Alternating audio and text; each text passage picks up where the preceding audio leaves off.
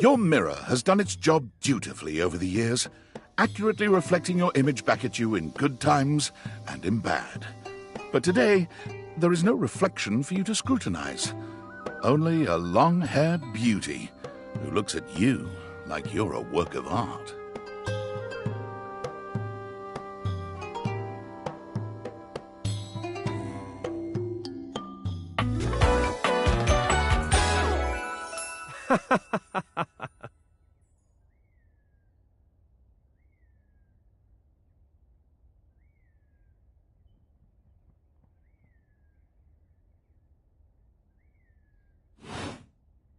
Oh, incredible!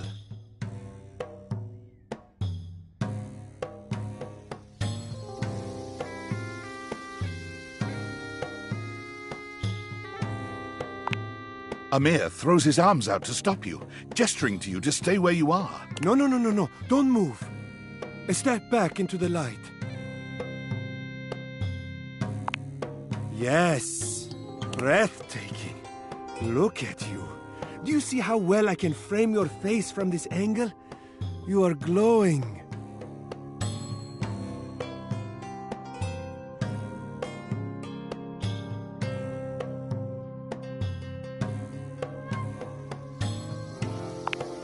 But I could not help noticing. You are radiant. I simply reflect the beauty in front of me.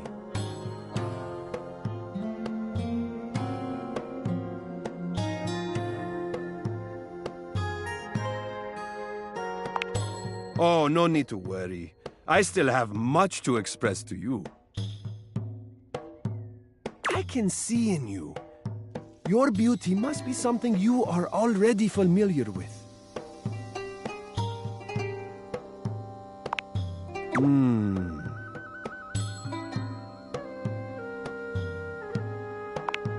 I cannot believe this. How could you possibly not see your own natural radiance? What do you see?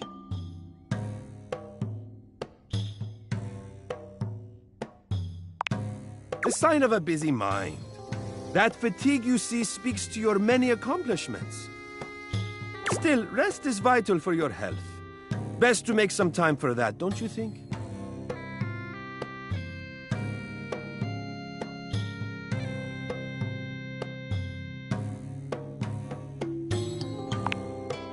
But the spark has been lit. You'll see. We will just have to fan those flames until they're a great, big, beautiful, rolling flame, won't we? Stop by any time. I'm happy to admire your beauty any day. Once again, it seems as if Rebel has walked in on your previous conversation. How they are able to do so is unclear. You again?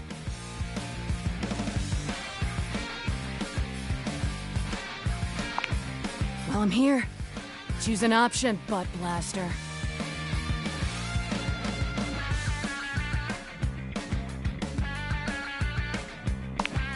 Oh, well that I can do.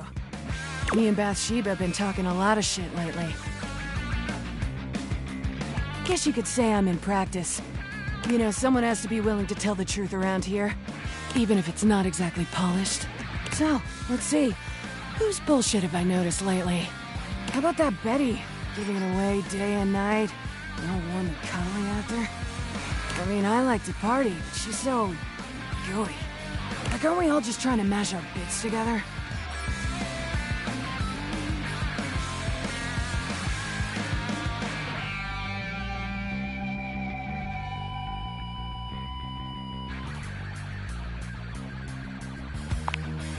Yuck. I mean, of course she is. Know what else I've noticed?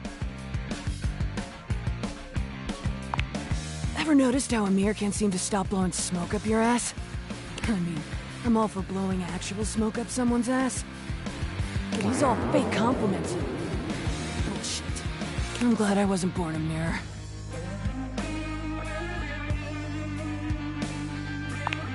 You would. Whatever. Know what else I've noticed? Know what I'm not a fan of? Who've always acting like everything's so great. Like, doesn't that fake positive act make you sick?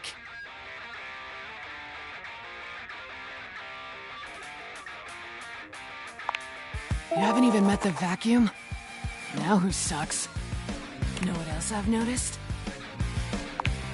You met that golden trophy twink Stepford? Like, when's he gonna realize he's so hungry for a daddy? And come play with me. He's just wasting his time with all that sports balling.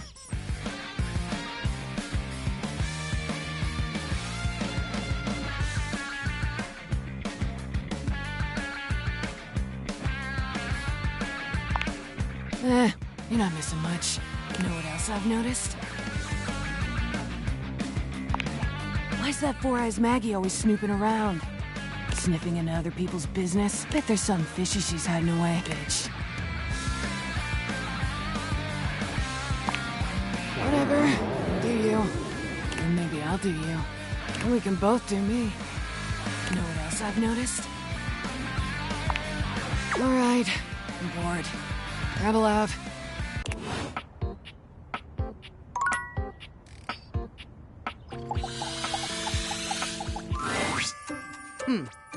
Almost late. Almost.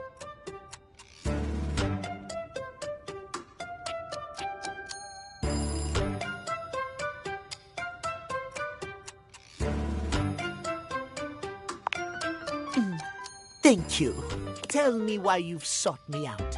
Aside from the pleasure of my absolutely sparkling wit and golden company.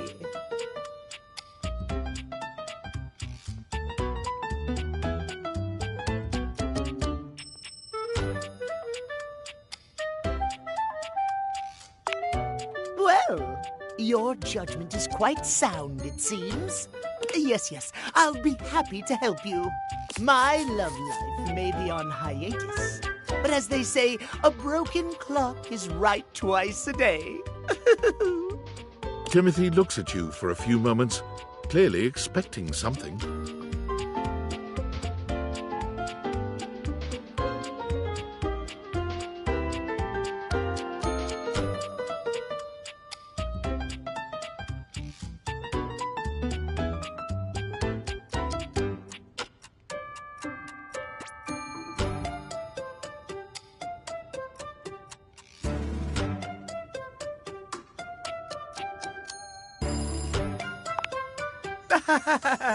Yes. Well, let us start with the most important thing. Timeliness. Next to godliness, as they say.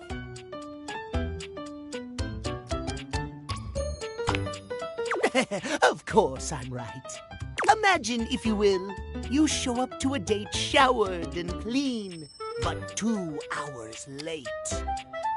Does your cleanliness matter then? I think not.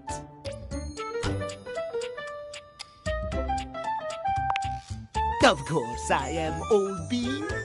Oh dear, how me flies.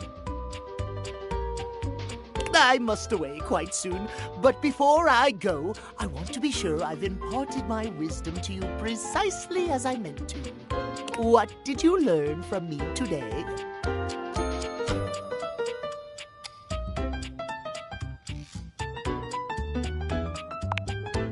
Exactly! Just so, just so.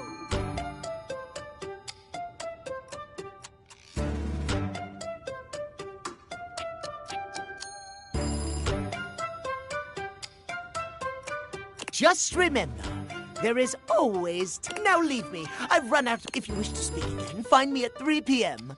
Precisely at 3 in the afternoon. Farewell!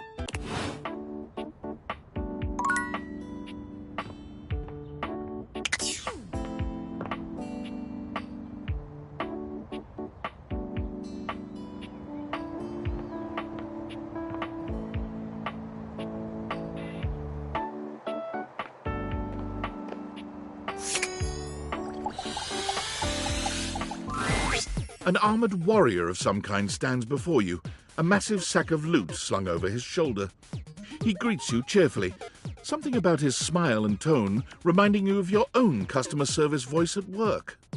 Hey there! I'm Michael Transaction. But you can call me Mikey. Congratulations! Congratulations!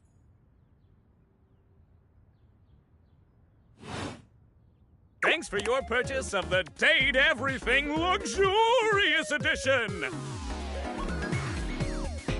Your purchase gives you exclusive access to new features never seen in the game before.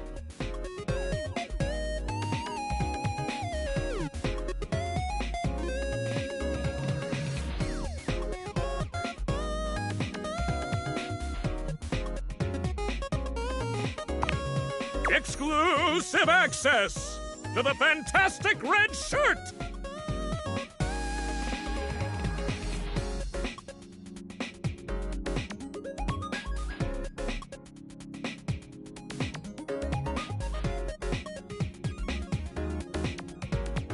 Exclusive access to the art book!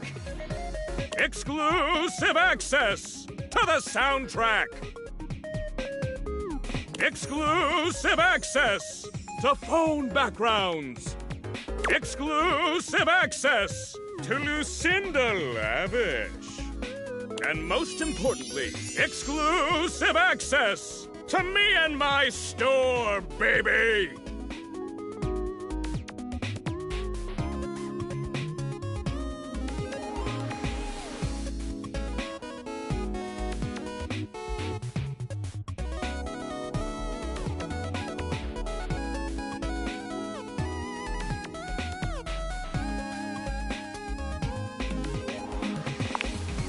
Mikey-likey!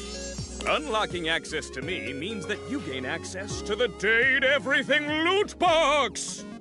Each day, you can pull me up to 5 times for my extreme bonus armor!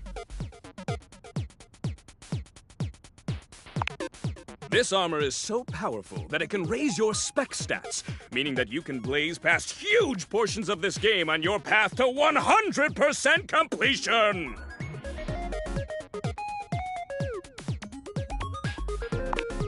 It is a blast, baby!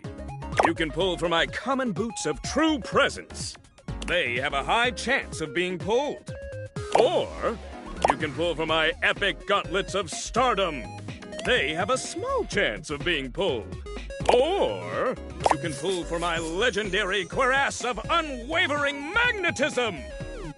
This extremely rare piece of cosmetics has a tiny chance of being pulled. But it does exist! Trust me, I'm regulated by several gaming boards.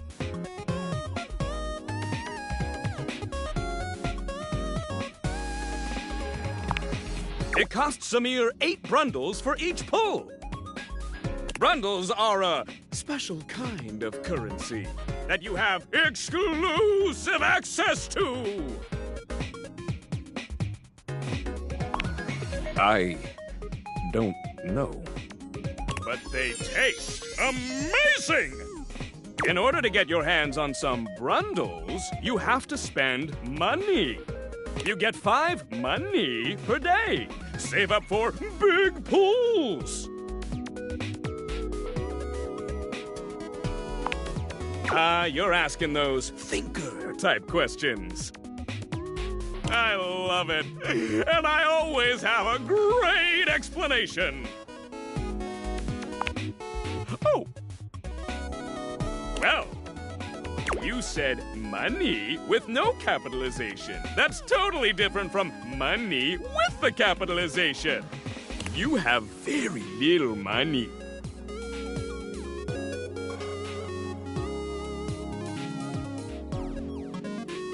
But just by being at your home, Valdivian pays out its employees 5 money per day as a way of saying thank.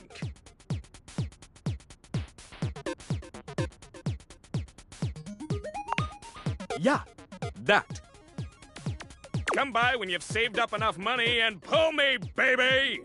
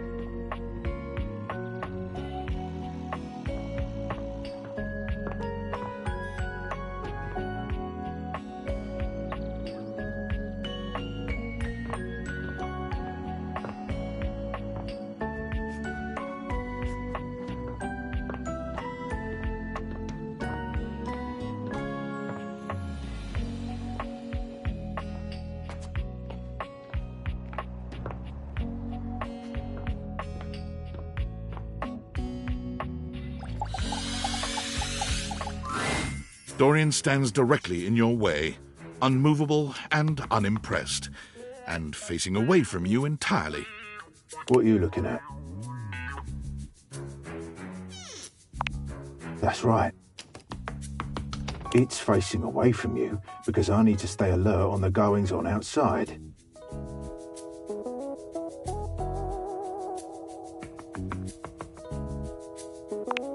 What's in the backyard simply does not concern you right now.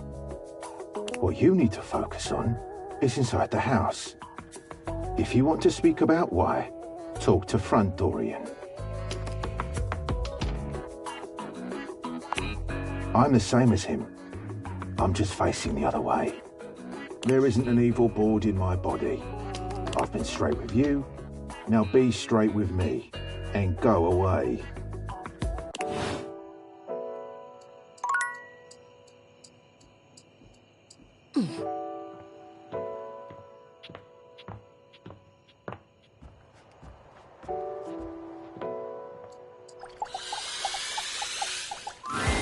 There's a supernatural darkness around your bed when you enter.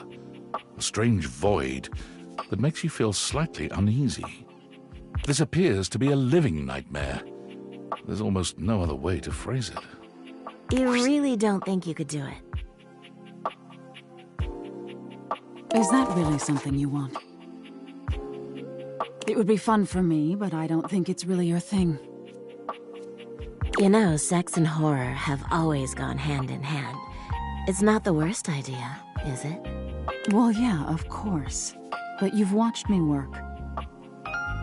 And you never really seemed all that into it. Oh, I didn't? What was it you said? Oh, yeah. It was, oh God, why are you doing that? Is that really necessary? Now that's just excessive. I remember it differently. You weren't even watching. You were looking through the cracks of your fingers. Give it up, Betty. My work is not for you, and that's all right. Nightmare's gaze falls to you then, and you feel a shiver run down your spine. Boo. Nightmare dissipates, but the air of dread that accompanies her takes a little while to clear.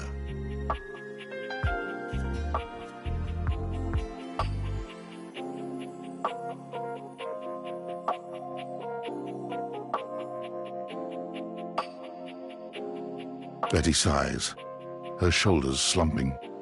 Oh, guess I should have seen that coming.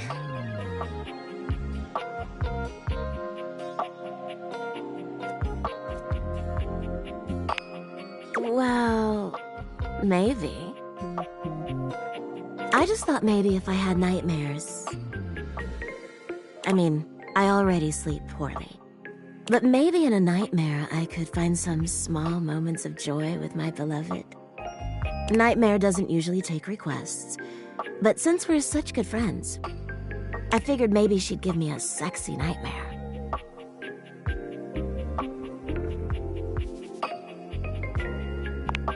Me too. Okay, see how this strikes you. I'm being hunted by some unseen monster or being. My heart is racing. My knees are weak. I'm stumbling and tripping as I go. I fall, and I close my eyes knowing the end is coming. But I don't die. I turn to see my beloved standing over me, a bloody knife in their hand. I'm saved, and I thank my rescuer in the only way I know how. A toe-curling kiss. But then, I'm on my back again, and my beloved's hand wraps around my neck. I can't breathe. I can't cry out. I can't make a sound. We'll be together forever, they whisper, raising the knife high in the air. I wake in a cold sweat, alone and afraid. There, you see?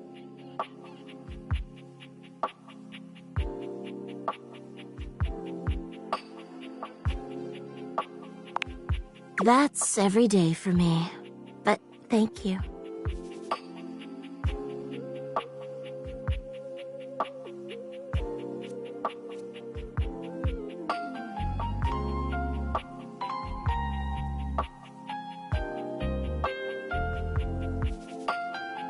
Nightmare really seems to think I shouldn't be bothering with all this dream stuff.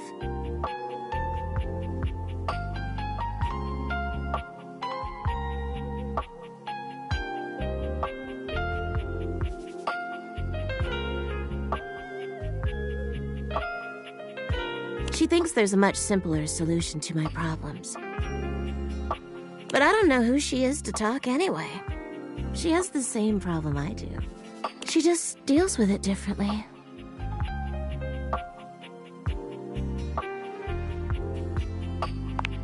It's not my place to say. I've already said too much. Please, let's forget I said any of that.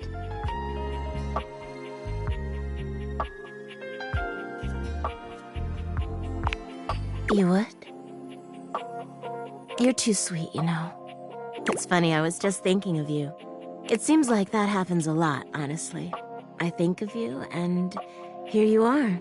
It's a shame I can't seem to manage that at night.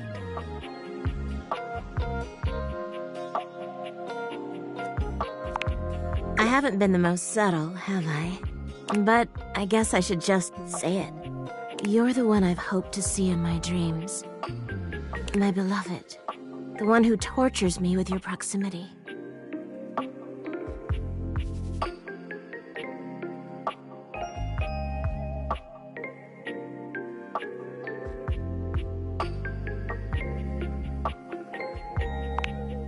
Please, don't pretend to be surprised. For years, it's been just you and I here. And I've had to watch you sleep with that angelic look on your face. When I was at the warehouse, I never had this problem. But the day I was delivered to you, you laid down. And I knew right away I was in trouble.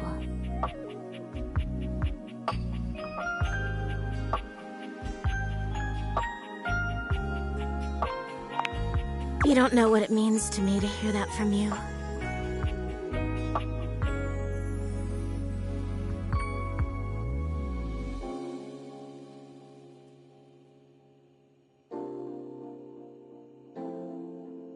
It's what I was made for, you know?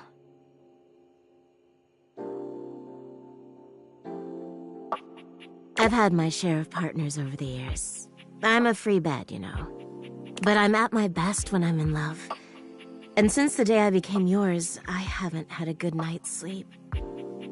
I know it's a lot to lay at your feet, especially knowing we have to sleep together night after night. But I don't know if I can keep this to myself any longer. I know it's a lot to digest, so please, take some time to think about it. I'll give you some space to sleep tonight, and we can talk tomorrow. All right? Please, just give yourself the night, even if you think you know what you'll say.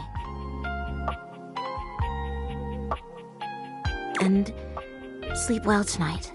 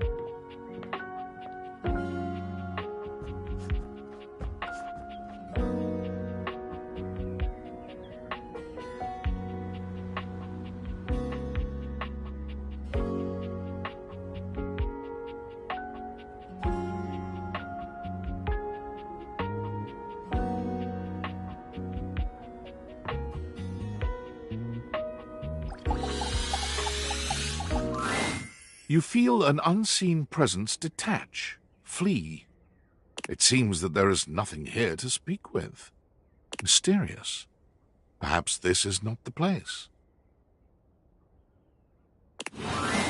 When Rebel walks in on you this time, they seem to be unaware of your presence.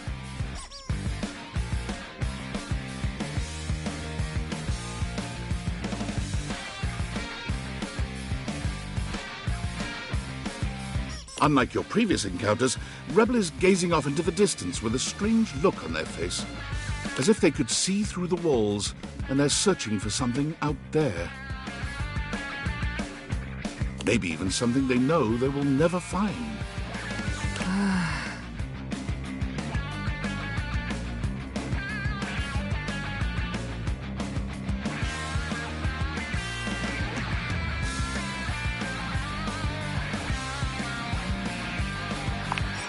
Straight away, any hint of softness in Rebel's face dissolves.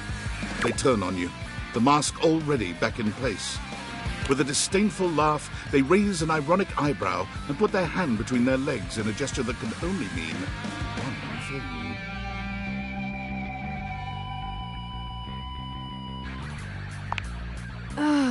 You caught me in a moment of post-com clarity.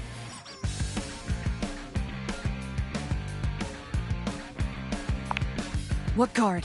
Like I said, what you see is exactly what you get. So, what brings you to my domain on this fine, hormonally unstable day?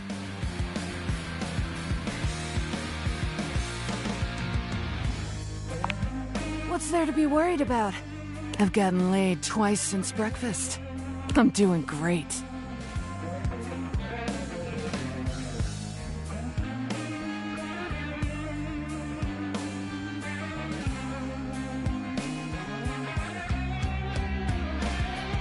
Anything else? Seriously? I think you need to go away.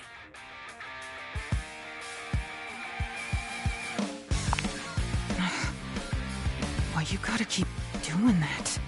I'm living my best life. What's going on with you?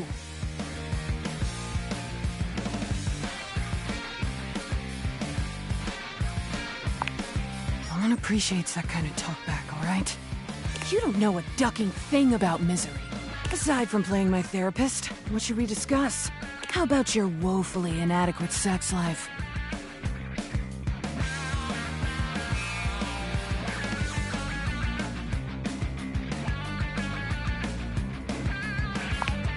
Thought you'd never ask. Get a pair of gloves and some handcuffs. Your time with Rebel is, well, any description would probably leave out one of the many modalities of mattress mashing that you experimented with. We will say it was creative and exhaustive, and leave it at that. When it's all done, Rebel shows you the door with as little intimacy as an automated checkout machine spitting out a receipt. You wonder how long it'll be before you can walk normally again.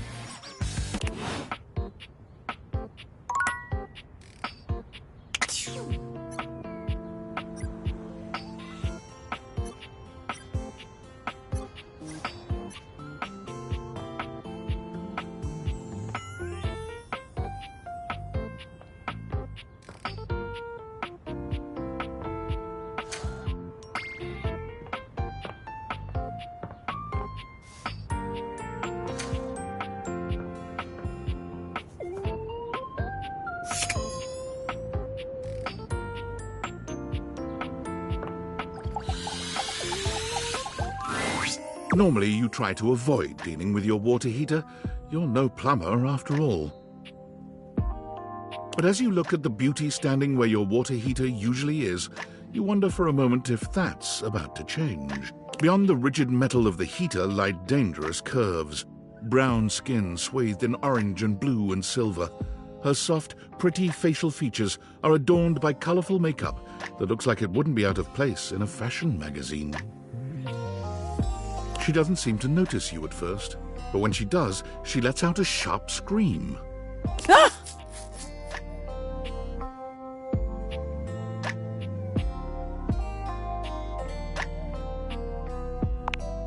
Bubbling boiler rooms. You scared the living. It takes her a moment to calm herself down. She fans at her face with her hands, exhaling loudly. Got me flustered is all. I wasn't expecting any visitors. Last folks who lived here only came down when the pilot light was out, which wasn't often. See, I'm made of the good stuff. Southern made and made to last.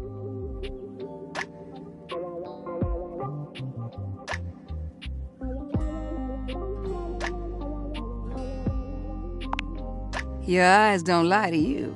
I'll tell you that much. Here I am just talking and you don't even know my name. I'm Winifred. Nice to meet you.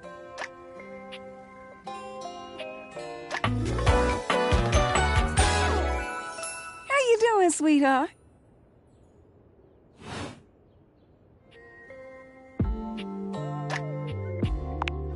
It's a pleasure. I'm not sure how much more talking I can do right now. I got work to take care of. Did you just ask your water heater what she does?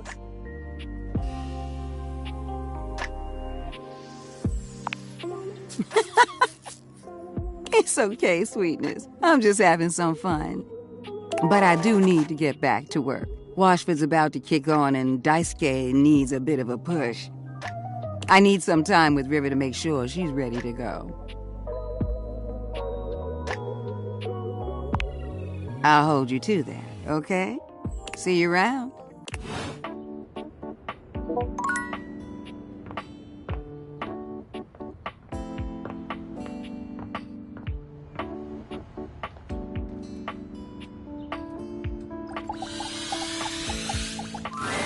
Timothy is just putting the finishing touches on polishing a pocket watch. When he sees you, he waves you over, setting the watch aside and pocketing the cleaning cloth. There you are, just on time. I must say, I'm absolutely chuffed to see how timely you've been. You're right on schedule. I was just polishing some of my timekeepers. Would you care to join me?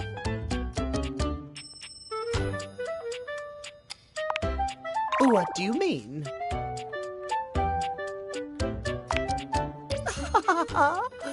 Oh, aren't you clever?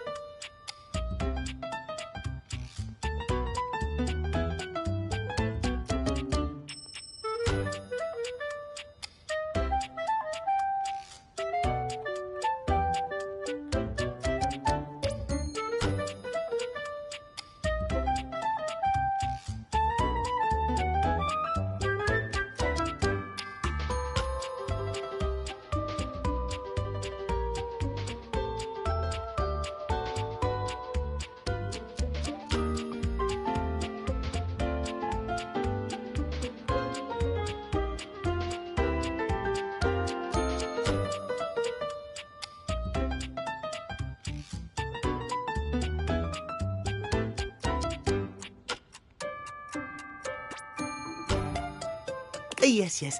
There is no greater feeling than knowing everything is in its place and all is according to schedule. Now, when last we spoke, we discussed the importance of what? Precisely. nothing better, nothing more important.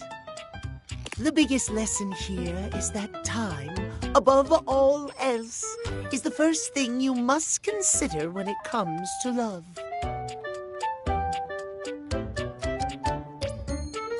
But there are, of course, other things to consider.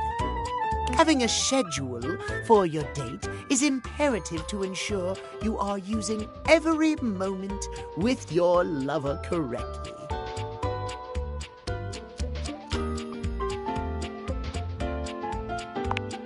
Oh, I am on time. There is nothing more arousing than an orderly, efficiently planned date.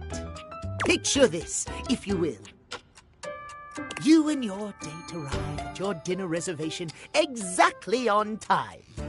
Your date says to you, "Darling, what's on the agenda?" You say to them, "We have approximately 10 minutes to review the menu and engage in small talk." They can only moan in needful appreciation for your immaculate scheduling. Oh.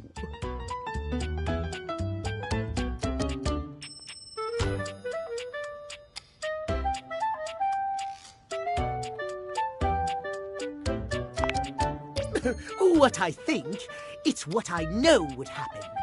Why, it has happened on every single date I've ever been on.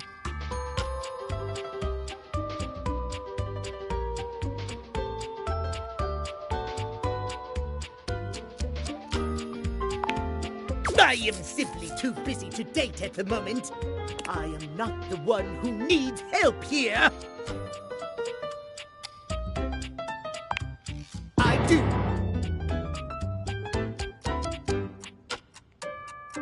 At any rate, scheduling your entire date down to the minute is not only efficient, but an excellent bonding experience for any couple. So let us practice now. You have asked me on a date, and we have both arrived on time.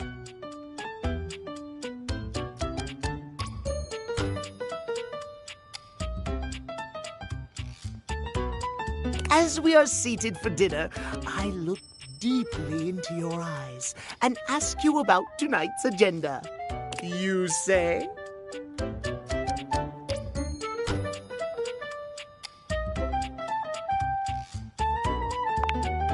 Meow. I have never been so attracted to another.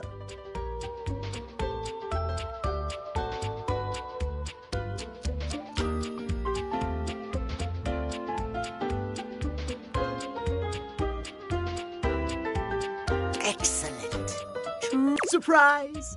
Our date has gone swimmingly, and I have invited you to another activity. But your schedule has not accounted for this unexpected excursion. Horror of horrors! What do you do?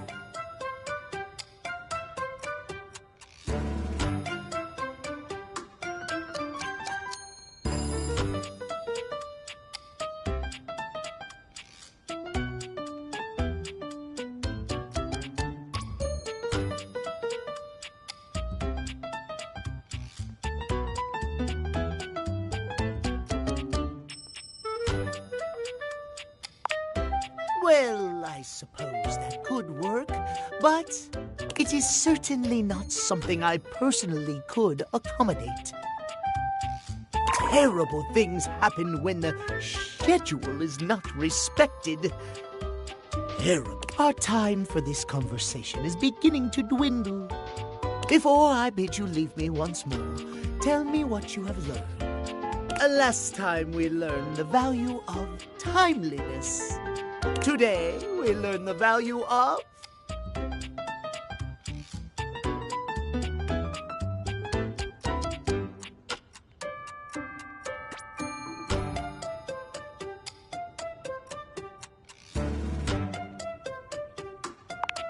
Precisely! Scheduling! I would so love to talk to you at length about crafting a proper schedule, but I'm afraid my time runs short.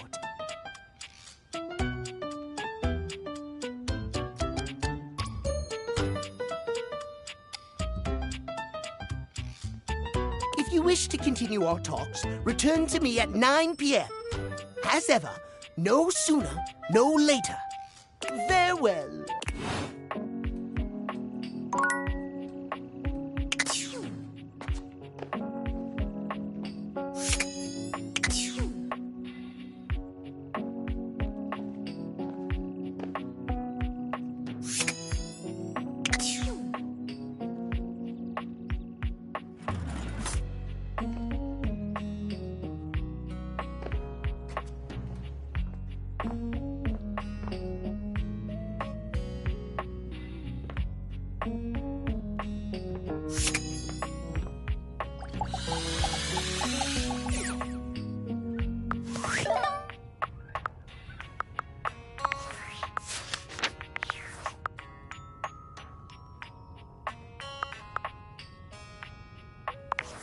I'm sorry for the abrupt intrusion, but there's an urgent topic I need to discuss with you immediately.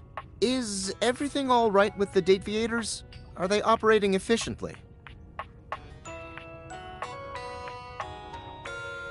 Completely? I don't believe that's correct. I'm not one to be trifled with. Well, as you know, I'm able to remotely monitor their functionality, and I've been noticing some deeply troubling readings coming from the Quantum Catalyst Activator. Quantum Catalyst Activator. And I haven't even told you what it is yet. That's very sci-fi, but essentially, the Quantum Catalyst Activator is the internal hardware that allows you to directly acknowledge a thing's existence. And recently, it started to emit metacognition readings unlike any I've ever seen before. I'll keep an eye on things over here, but please inform me if anything unusual happens. Oh, and if they get too hot, throw them in the freezer immediately. Your life depends on it.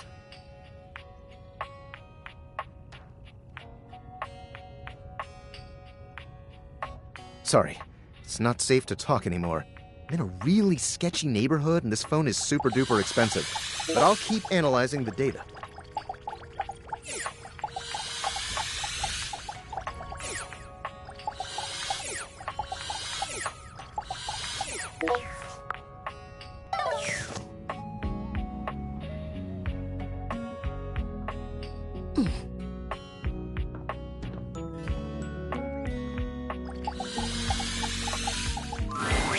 It takes you a moment to realize that there is not, in fact, a test of the emergency broadcast system standing in your living room, though the colorful figure standing across from you certainly bears a striking similarity to that TV classic. Even before they speak, you can feel a frenetic energy in the air, like someone switching between channels at high speed. Yo, yo, yo! Don't touch that dial, cinephile! Because my favorite studio audience is now in attendance. The VIP attendee, the Uber viewer, and sometimes wooer. The supreme dream who makes this flat screen scream.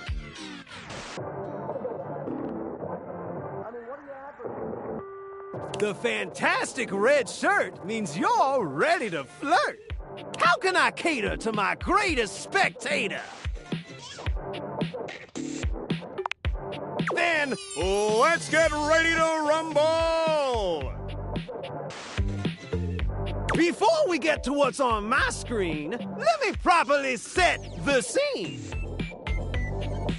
The name's Telly, rhymes with Nelly, like, whoa, Nelly, did you know Telly offers 5,000 channels like an endless deli? Holy smokes, folks! So ask not what your country can do for you. Ask, can you dig it?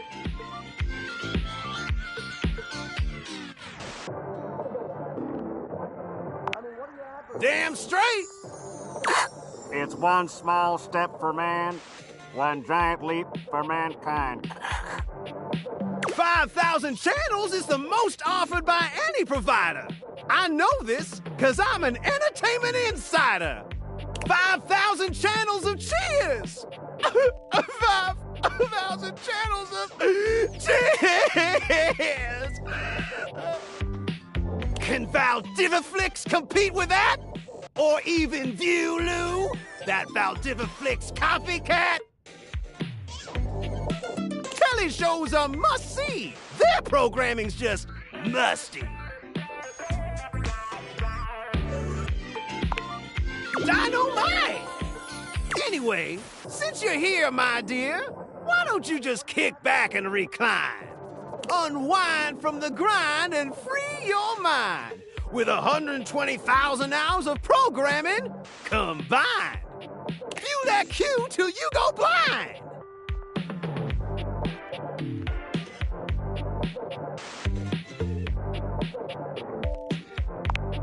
Loading programming, loading programming. Optimizing for comedy, haha. Analyzing for reality, boo-hoo. Pratfalls and close calls pump straight to your eyeballs. And, yeah, Mr. White. Yeah, science, bitch. I found 15,000 shows you wouldn't oppose. So what genre can I impose on you with my flawless flows?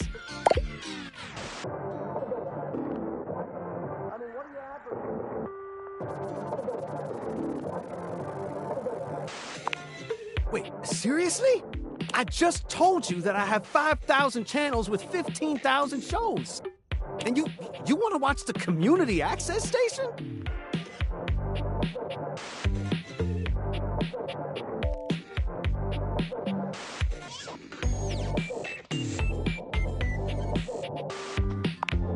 Look, I'm gonna be straight with you. You're cute and all, but there's no way in hell I'm watching the community access station. There's literally an endless bounty of quality content now, and I'm not gonna waste my precious time on planet Earth watching some old fart playing amateur xylophone for 6 hours. You get each other?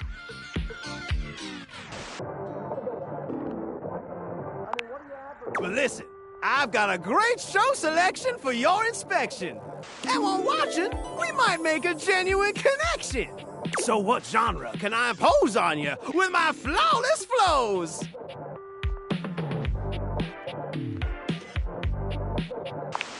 So that's who you giving your rose to, my boo? Looks like the tribe has spoken.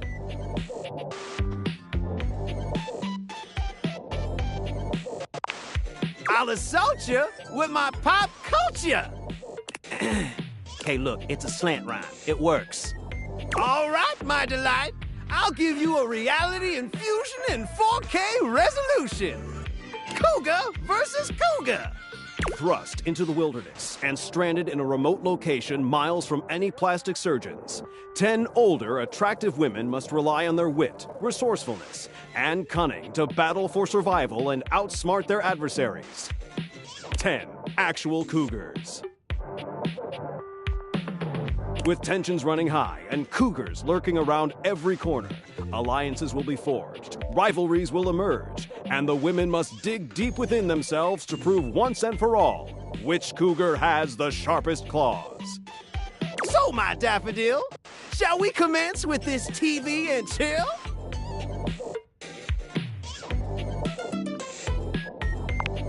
Pretty good. Let's relax with some snacks while we await the climax and... Don't! I had this pre-planned and my schedule was unassailable. But that show's not on demand, so the episode's not available.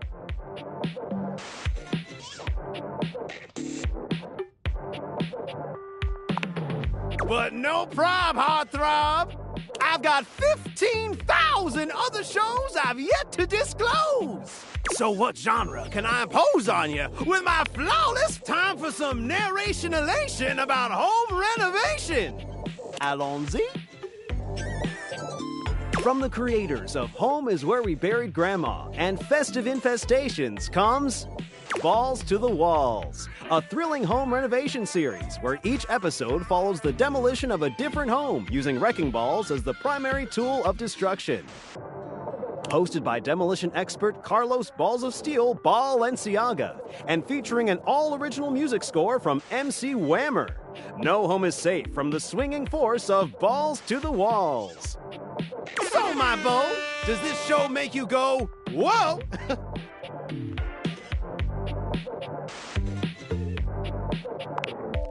Nice! Let me just get a summation of the station's location and... Shazbot! I've made a huge mistake. That show I promised you we'd view just moved to Valdiviflix for more revenue, boo.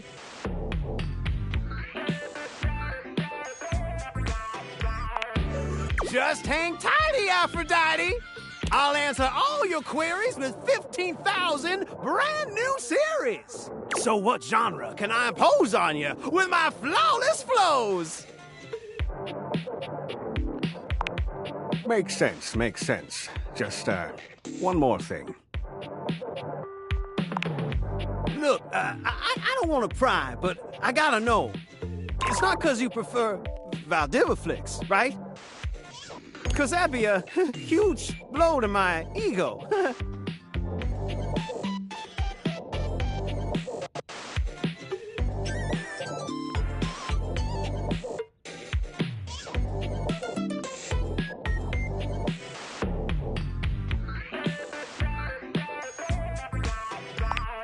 Oh, thanks, Hottie.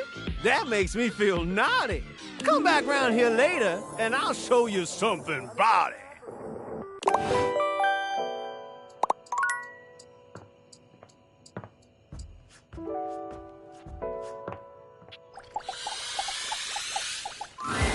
It feels strange to walk into your bedroom with so much tension in the air. After all, this is where you go to relax and recharge. But you told Betty you'd give her the day to consider her confession, and now she waits for you, seated at the bed like usual. You're struck by the realization that no matter what happens here, everything will change from here on out. Thank you for coming.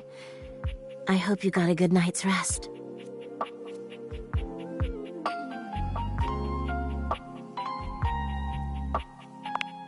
Oh, thank you for saying so. I slept even worse than I normally do these days.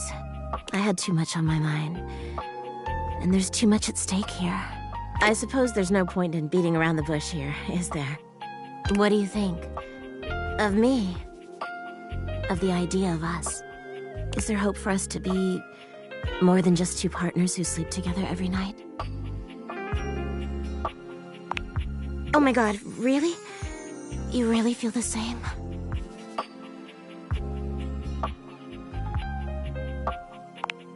I can't believe this is happening. I always thought this was a fantasy I'd take to the junkyard.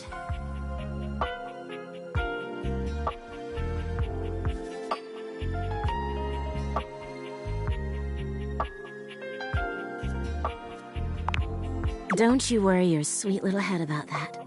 I don't expect you to sleep with me every night, or ever.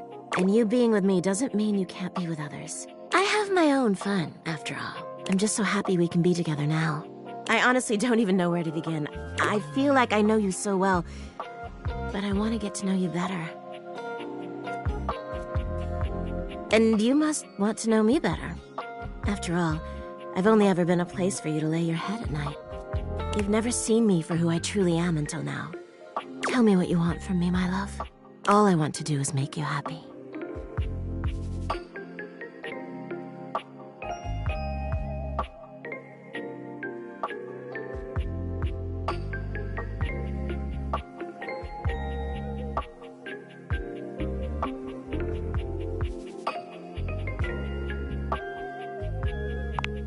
Go right to bed. Oh my goodness. Shy? Me? Never. But I get you to myself every night. I think we should have a date first. Where shall we go?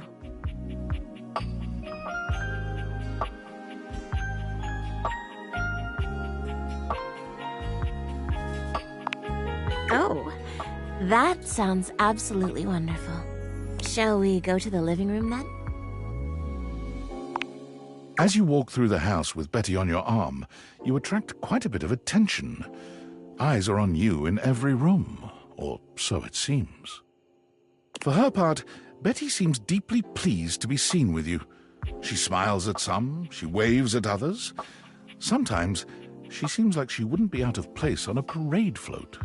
But when you finally arrive in the living room, you're blessedly alone. When you take a seat on the couch, Betty immediately seats herself next to you, cuddling up to you without hesitation. What should we watch? Honestly, I'll watch anything. I'm just so happy to be here with you.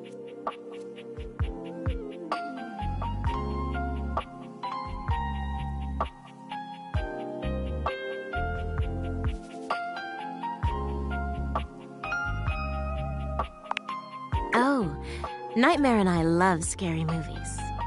Just hold me at the scary parts, all right? The movie is enjoyable, but Betty's presence makes it all the more so. She rests her head on your shoulder, sweet and inviting, and you can't help but wonder.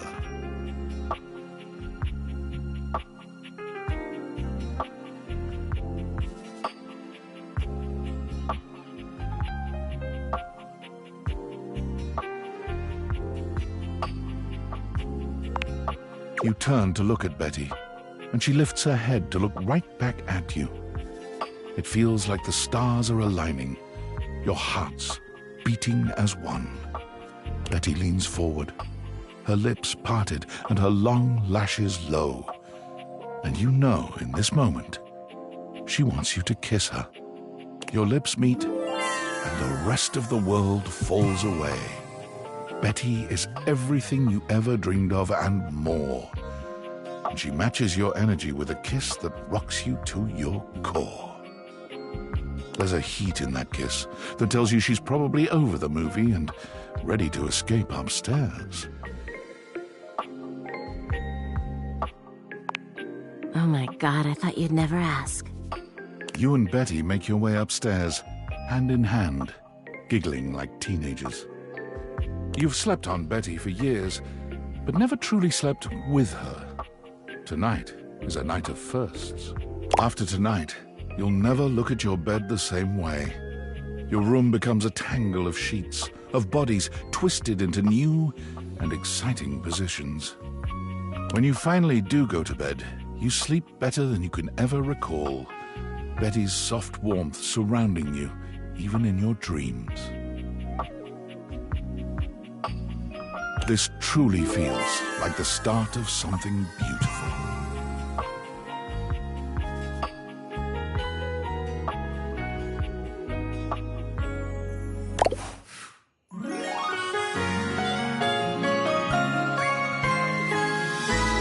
You're just a dream come true.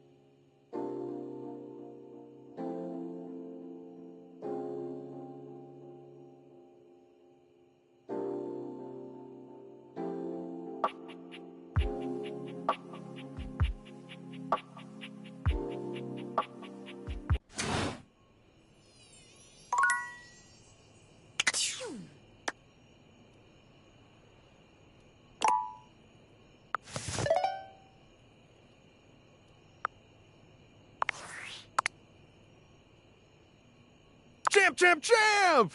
How goes it?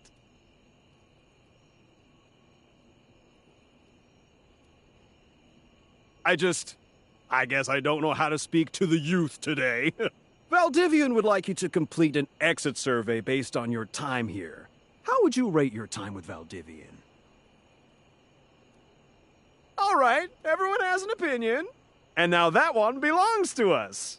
I appreciate you participating. One more question.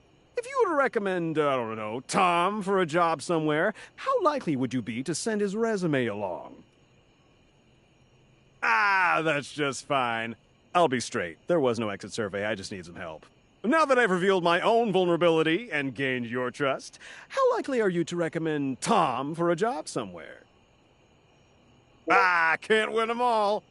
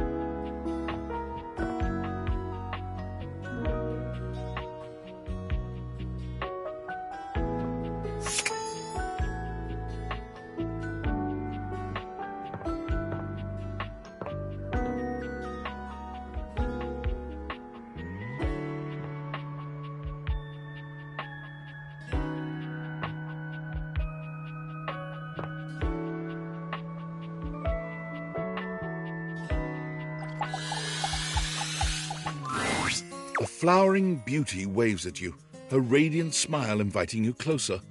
Abundant plastic foliage frames her pretty face, and a little inanimate hummingbird rests on her shoulder. She looks rather like a fairy tale princess, and the delicate way she carries herself does nothing to belie that impression. Oh my gosh, hi! I'm Prissy. You probably already know that. It's polite to introduce yourself, though. So hi!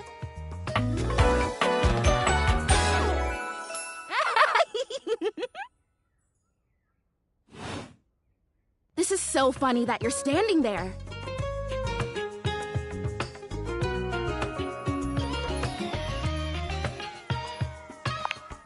Wow, nobody has ever asked me that question before.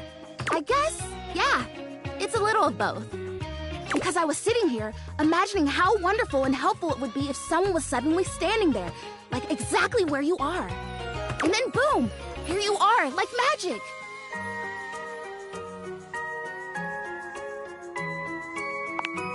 Yeah. Well, no.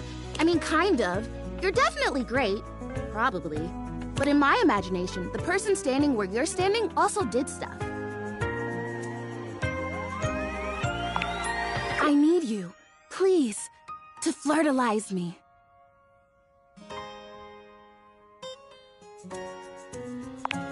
I get your confusion. It's totally understandable. Here's the thing. I am a plant. Yes. Plant-like? I mean, what that isn't a plant looks plant-like. I suppose paintings of plants look plant-like, or those big plastic hanging privacy curtains that are supposed to look like walls of ferns, that's plant-like. Oh no. Are you telling me that I look like that? That I look fake? You know, actually, now that I've asked, I take it back, because I don't want you to answer that. I already know the answer. I don't like it very much. just in case you hadn't already deduced this, I am made of plastic.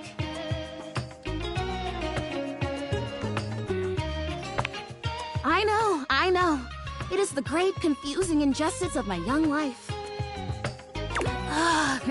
Even saying that word. Plastic. Ugh. Anyway, I am made of plastic. I would really rather not be made of plastic. I would rather be a real plant. I want to grow. I want to reach for the sun. And I want to feel the photosynthesis in my leaves. Right now, I mostly feel dust in that Labreeze, your room is clean now, smell good spray. Which doesn't actually smell that great, if I'm being honest.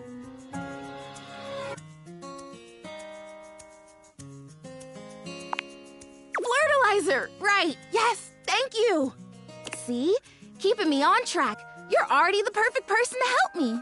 The fertilizer is the result of months of dedicated study on my part to find a substance that will, drumroll please, make me real.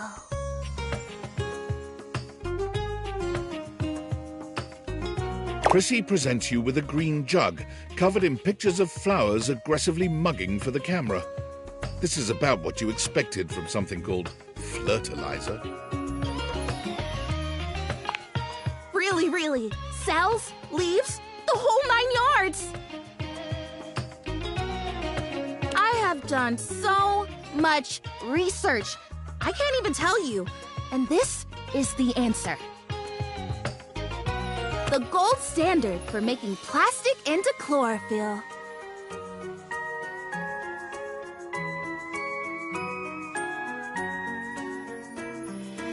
I just need you to give me a good dousing right at the roots and then stand back and watch the magic.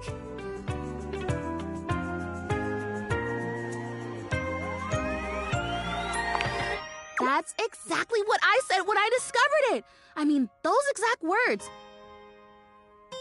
We're so in sync. This is awesome. So you'll do it. Fertilize me? Yes! Oh my gosh! This is the most exciting day ever! I'm ready. So it says on the directions. Prissy reads off the back of the container of fertilizer. Douse liberally and with abandon, no such thing as too much. Couple each dose with a body wiggle or the recitation of a favorite herb for added potency.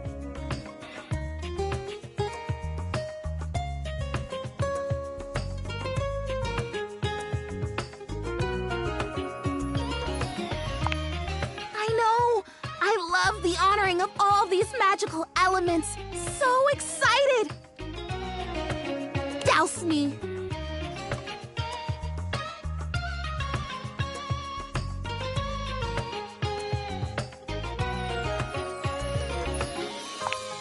You spray Prissy from head to toe with the fertilizer, punctuating each spray with a wiggle of your backside.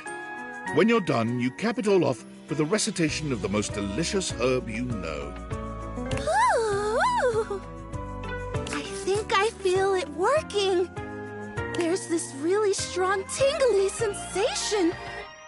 The spell you are casting definitely gets my vines all twisted up. You take a moment to inspect Prissy. She looks a bit shinier, but otherwise the same as before. Do I look different? I don't feel different. I mean, I feel wetter, but that's probably just from all the dousing. What do you think? Do you see anything?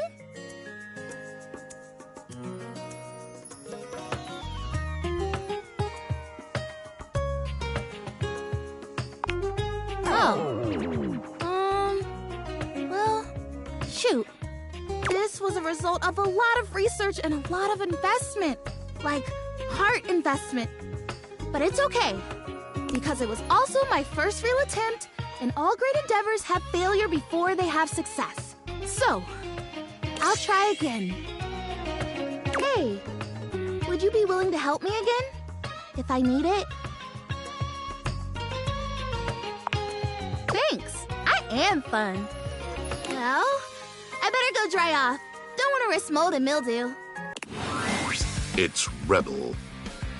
If it isn't my favorite piece of eye candy. I'd say it was great to see you, but that would be an overstatement. It's okay to see you. Reasonable. Decent.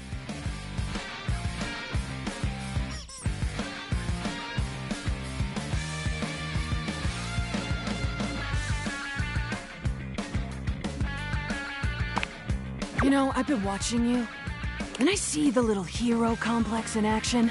It's kinda hot. In an unhealthy sort of way. But tell me, is that what you're doing here with me?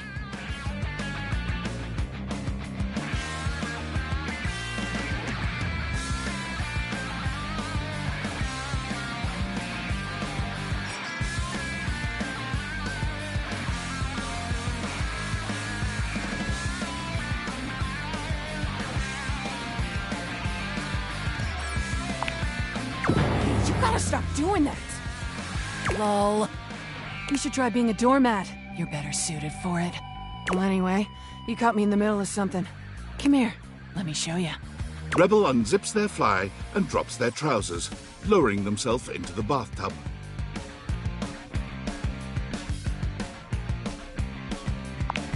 Try again. I'm peeing in your tub.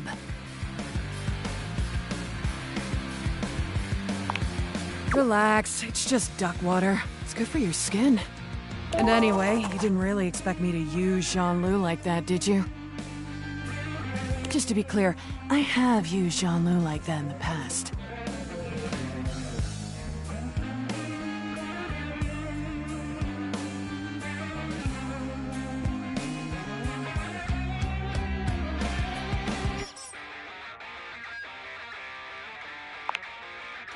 You gotta stop doing that! Original. As if I've never heard that one before. Anyway, unless you got something further to say? I'm gonna go back to my regularly scheduled programming. That is, I'll get a date with a certain unnamed sports team. All of them.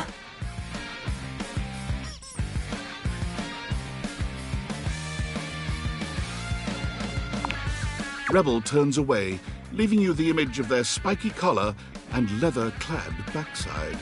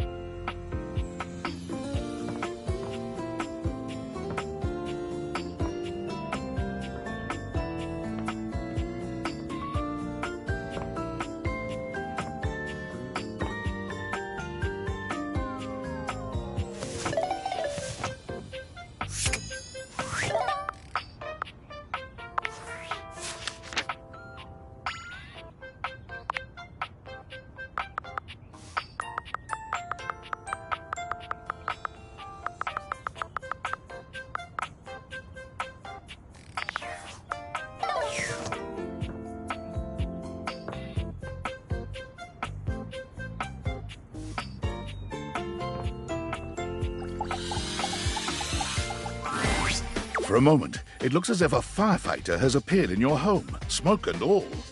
But a closer look reveals the smoke is in fact attached to this apparent firefighter's head. You don't get much of a chance to scrutinize her appearance any further, because the moment she notices you, she begins to rush you along, raising her voice and waving her arms at you. Thank heavens you're here. Wait, well, don't just stand there. Go get help!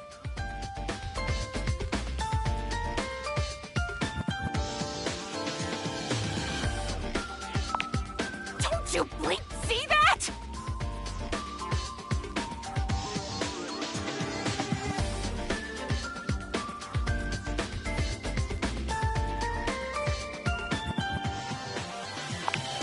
All that smoke! It's everywhere! And where there's smoke, there's bleep fire!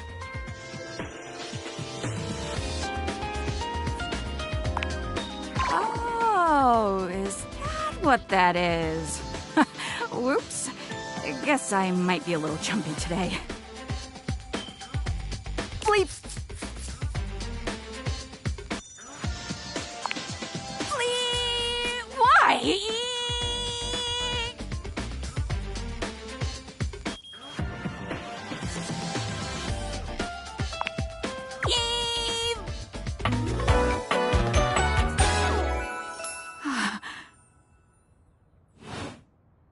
What's that? Couldn't hear you for a sec.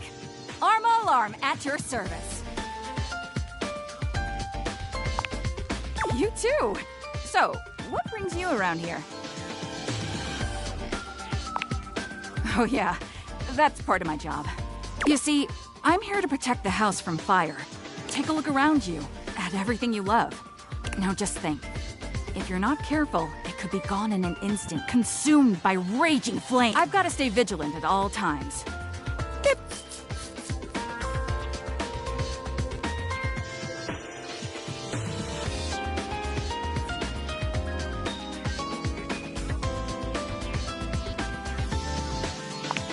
Comes with the territory. I can't waste time on my appearance or worry about getting enough rest like some folks. My job is too important for that kind of thing.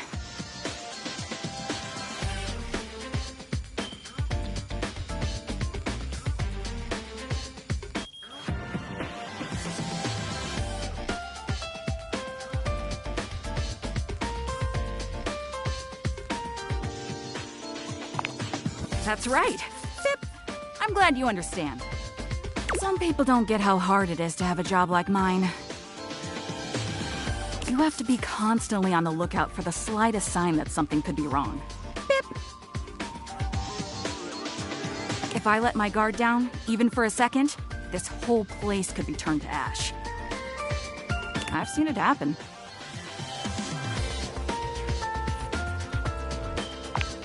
I appreciate that. It's a tough job, but anyhow, I ought to get back to it. Beep. Come on back soon and maybe we can do something together. Take your leave.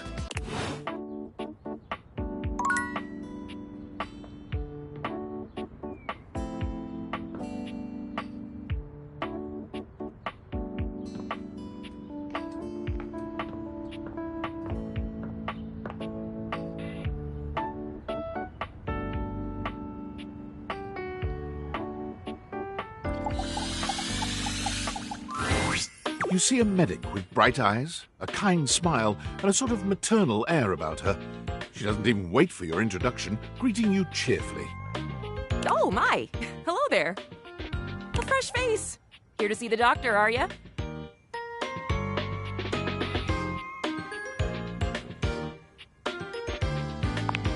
Well, look no further. I might look like any old Jane, but I'll have you know that you are looking at a truly top-notch medical professional, and the only one around for miles.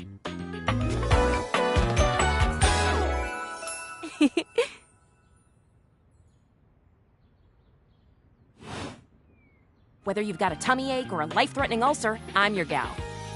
She pauses, looking you up and down, hopefully. Do you have a life-threatening ulcer?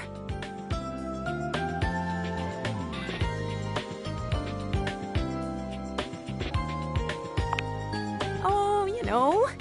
Stomach acid is terribly exciting stuff. I'd love to get my hands on some one day. Oh, dear. Not literally. Goodness, wouldn't that be a sight? Me, elbow deep in stomach acid as my tissues are slowly eaten away.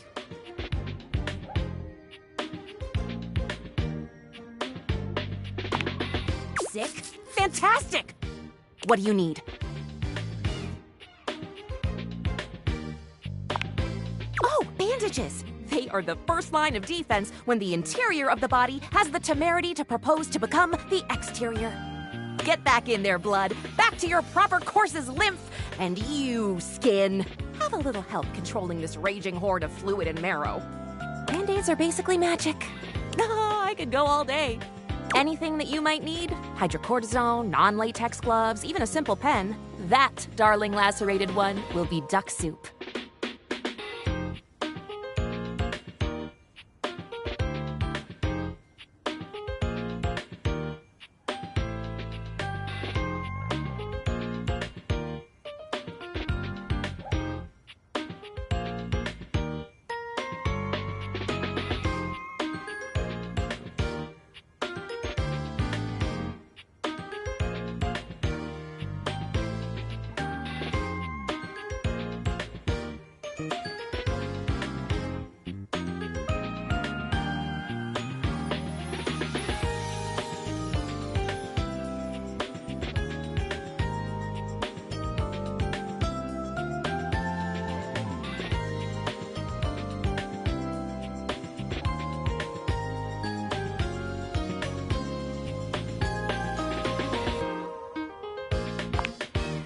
sounds. Something is drawing my eye. My metasenses are tingling. Better let me take a look at that wound of yours. You sneaky little sufferer. Thought you could slide one by me under cover of metacarpals, eh?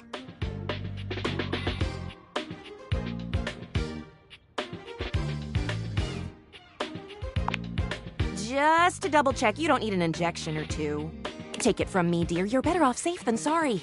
After all, if there's any sign of rash, you won't know it's there unless we do a thorough examination. Now, I'm afraid there's always a chance for scarlet fever. Once more, onto the exams. Faria looks you up and down, tapping her chin as she considers you from every angle.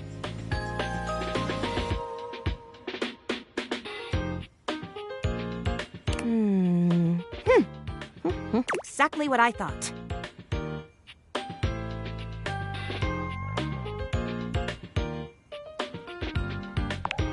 No need to be anxious. We caught it just in time. You do indeed possess a splinter.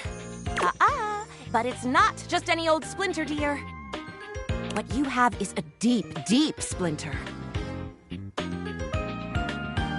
Plenty of tender flesh open to infection, just waiting for those little microbial monsters to set in. Do you know what that means? Yes, I did. I did give you the answer on that one, didn't I? Oopsie daisy. But can you think of a circumstance under which an infection would be a good thing?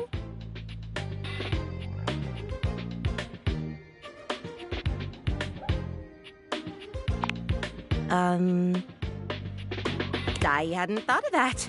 What an excellent point! But aside from the not being dead yet thing, infections, we can agree, are generally not indicators of good health, correct? And how?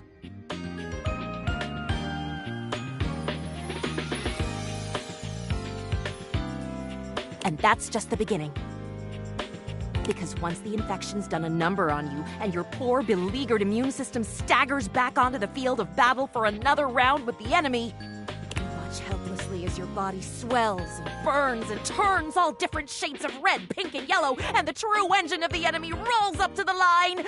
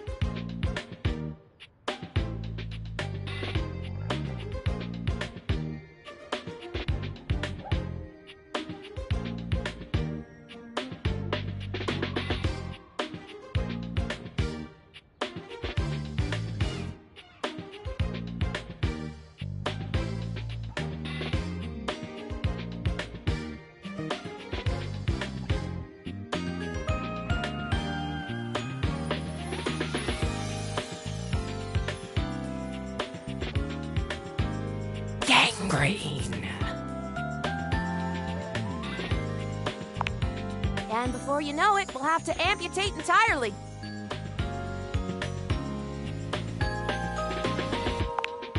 I know. This stuff is not for the faint of heart.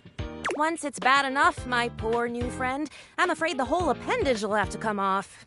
Preventing spread and all. I'm sad to say we lose many a good limb to splinters every year.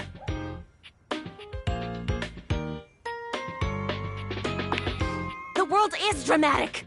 Drama isn't necessarily a bad thing, you know? Drama can be the spice of life, like cinnamon or penicillin. The bottom line is, you have got to stay vigilant. The world's a scary place, and your body is a fragile, fragile thing. One wrong move, and you can throw it into total and utter chaos. A veritable breeding ground for every bomb, dick, and hairy slate of diseases ready to eat you whole. You never know what the seemingly tiniest, laughable symptom can mean. For example, got a case of bad breath? Maybe you just ate a sandwich with too many onions. Or your breath stinks like a dead fish on a hot Sunday because you've managed to develop halitosis as a result of the toxic substances in your body not being filtered out properly because your liver is failing.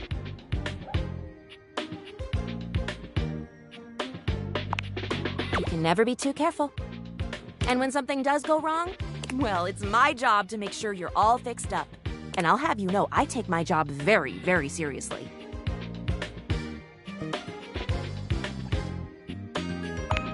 The doctor's duty is to keep their patients alive and kicking. That's a big responsibility. So you can bet your behind I make sure to cross all my T's and dot all my I's. Sometimes even twice.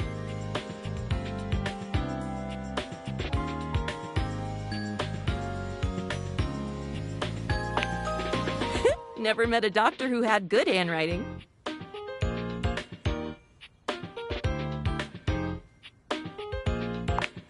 Horse feathers. Girl, female, not boy.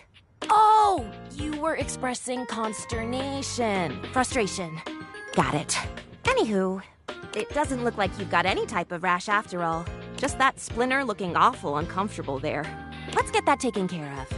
And then, presto, you're all patched up. There you go. Good as new.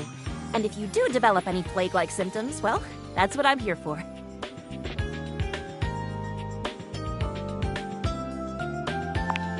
You'd better. I'll keep the tissues ready. Medical professional Faria's always just a sniff, sneeze, and groan of discomfort away.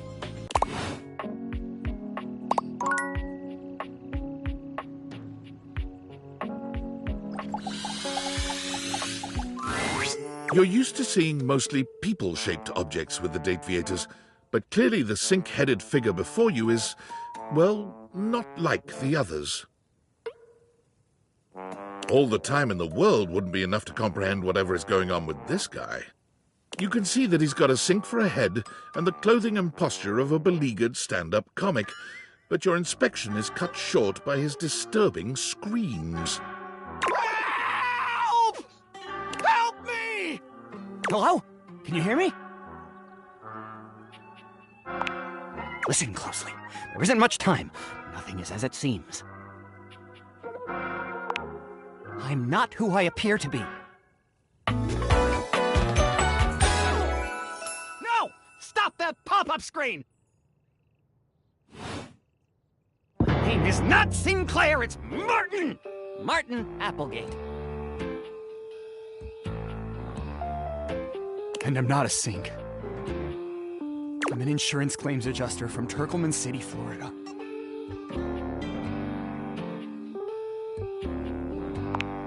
Now you're catching on. Just how weird this is gonna get.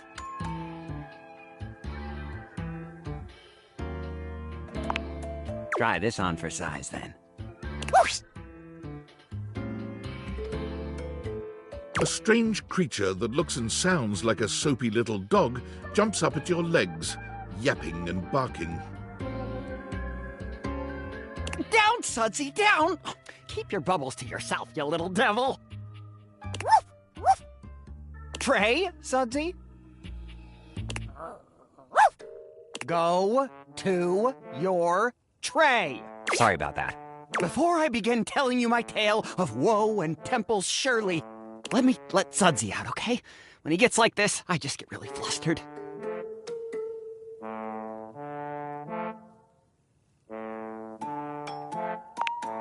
Okay, bye! Sink you next time!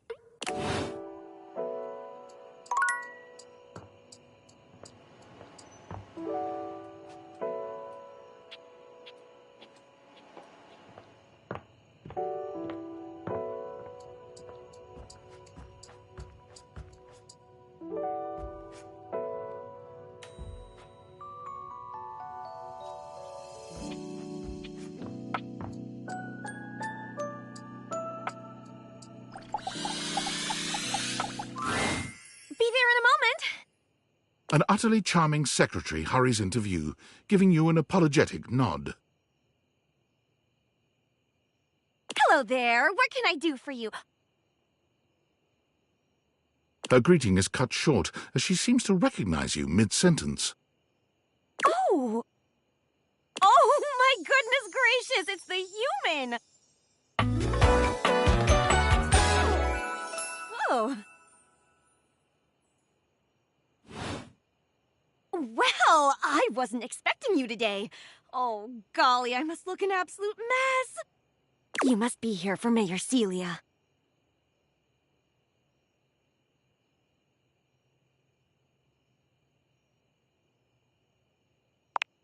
Oh, you don't know. I completely understand. You must be such a busy bee running around and taking care of all of us here in the house. I would have time to remember every little detail. Mayor Celia runs things around here, keeps an eye on all the citizens, makes sure the wheels are greased so nothing squeaks. You know, that sort of thing. I help her out when I can. But if we're being honest, she does most of the heavy lifting around here. Keeps a roof over everyone's heads. Literally, she's the ceiling. I could pencil you in for an appointment, if you'd like.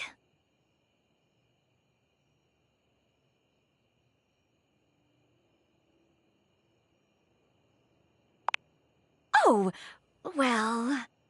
She twirls a strand of dark hair around her finger, blushing sweetly.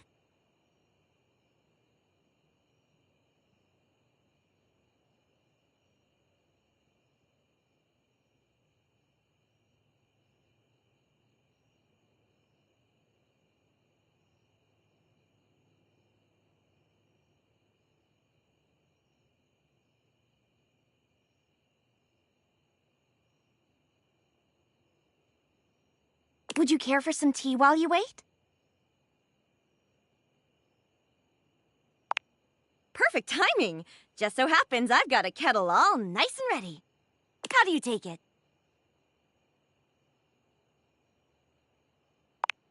Oh, that's my favorite too! I think I'll pour myself a cup while I'm at it. Florence stumbles, pitching forward onto her hands and knees. The tea spills all over the floor, though thankfully the cup doesn't shatter. Oh, no! Gosh, that just spilled everywhere. Right on the carpet of my good jacket. Oh, that's gonna stain. I'm so sorry, dear. I need to dab this out with a towel right away. Would it be all right if you showed yourself up to the mayor's office? Just this once?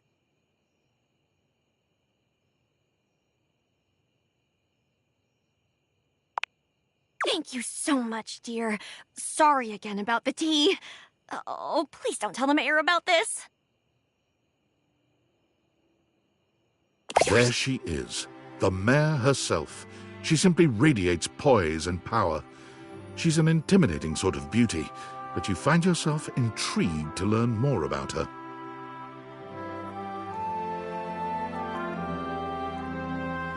So, in summary? I just think if I could get a little more foot traffic around my bar, I'd get more business. Oh, Beverly, I understand your concerns. But what do you expect us to do, dear? We already put up posters and held fundraisers. We can't just move the fridge, stove, toilet, and everyone else out of the way to clear foot traffic every night. We could try that. Bev. Fine.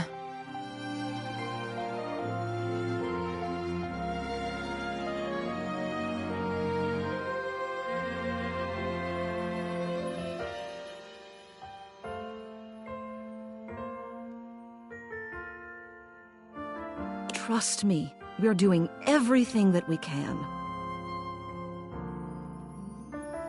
All right.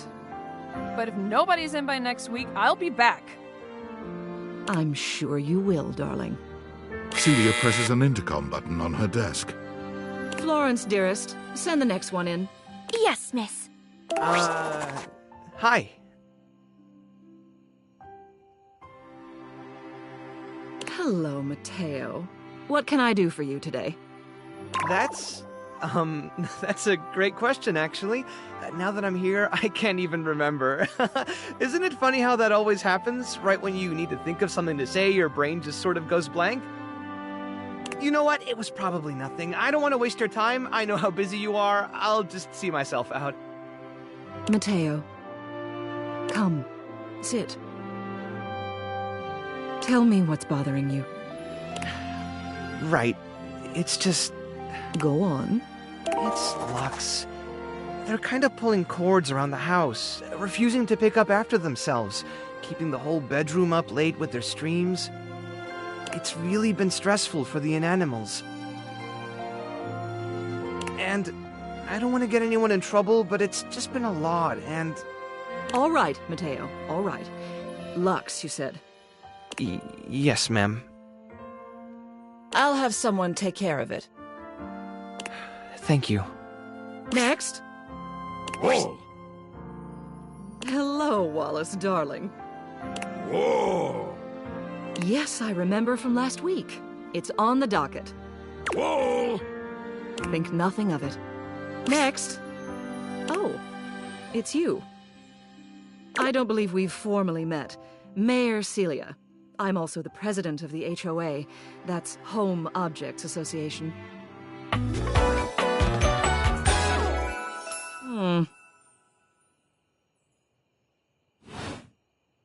Here's my card, but really all you ever need to do if you need me is to simply look up. What can I do for you today?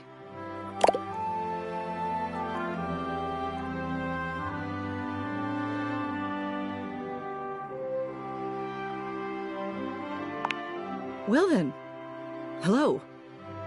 Meeting successful. Never a bad idea to make sure everybody knows your face. We're important here. Some sit back and wait for others to plan things. Others simply do them. You and I, we're doers.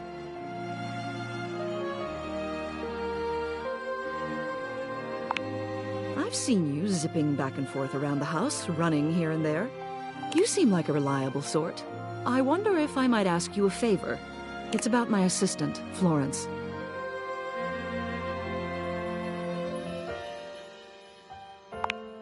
She is an absolute dear, although sometimes I fear it gets her into trouble. She's such a kind thing, but that means she lets people walk all over her. Sometimes I worry the wrong sort might be taking advantage of her. I've noticed that whenever we go to lunch together, she never seems to buy herself anything.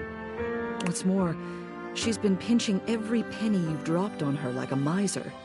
I suspect she might be having financial issues. The office pays her well, of course. She's an invaluable assistant. I think it's possible someone might be fleecing her. I'd like to formally ask for your help. I may be her boss, but Florence would never give me a straight answer if she thought it might upset me. However, she's quite friendly with strangers. And technically speaking, as the owner of the house, you outrank me. Maybe you could get something out of her. What do you say? Would you do me a favor and look into this matter? Quietly? Thank you. I'll be waiting. Hopefully it's nothing. What else do you need?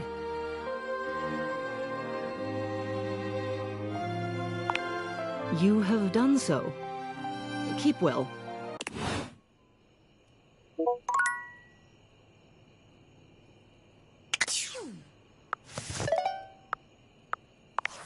Are you there?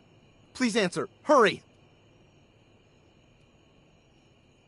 There's something we need to discuss. It's of the utmost importance. It's the Dateviators. As I mentioned, I've been closely monitoring the electromagnetic field anomalies emitting from the quantum catalyst activator. And I know this is going to sound completely insane, but it appears... well, it seems... I can't believe I'm even typing this. I'm attempting to! Based on the data I'm looking at, you may actually be able to use the Dateviators to bring objects to life.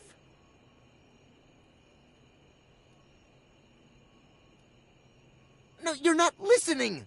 I don't mean to engage with an object's sentience during intended usage. That's what the Dateviators were created to do, and they've been working perfectly. I mean to 100% literally transform objects into living, breathing humans.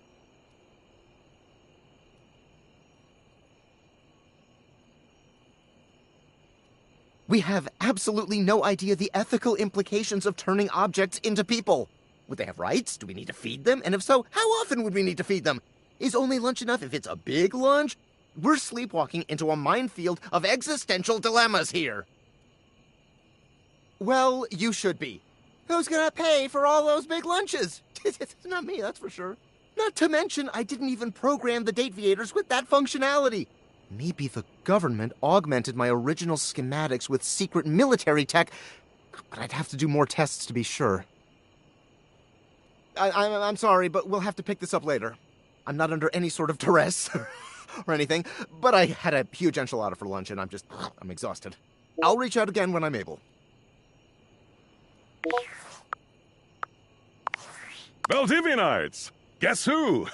If you guessed David Most, 3-time runner-up for Business Magazine's CEO of the Year, you'd be right.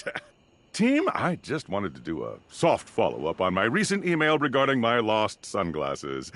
I'm happy to report my office has already received hundreds of tips regarding the item's whereabouts and are quickly combing through them as we speak. However, I really must reiterate that the tip line is for verifiable leads only.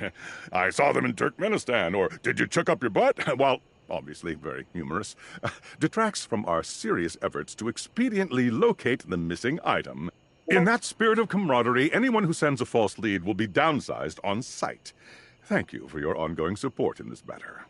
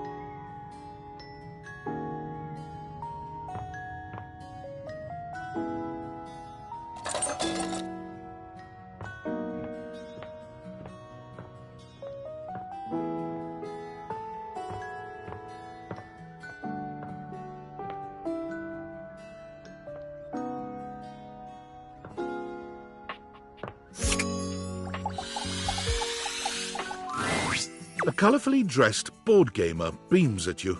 But even though his expression is ostensibly friendly, something about his energy is a little off. His smile is a little too wide, his stare a little too intense. You feel rather like a mouse that's just been spotted by a bored house cat. Why a gee-gosh golly and a hi-de-ho! I'm Parker, the board games, and away we go!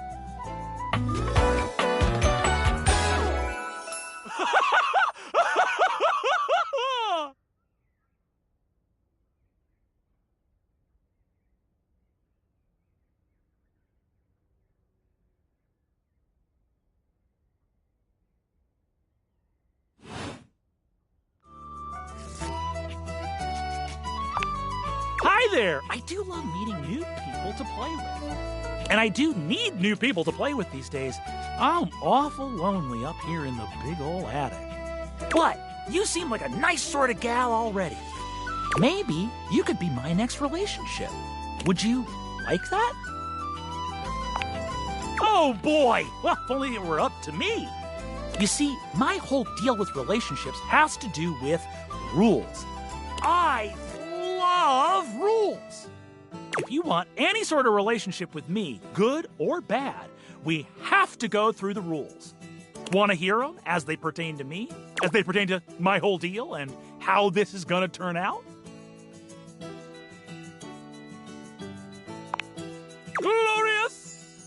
In order to achieve a relationship with me, you must play these board games 3. If you beat me or unseat me, more chances for love will greet thee. At the end, I roll a die to achieve a status. This, in the end, will be our dating apparatus. Ultimately, yes, but your actions during each game can change the weight of the die. The more you win, the more chances to love me.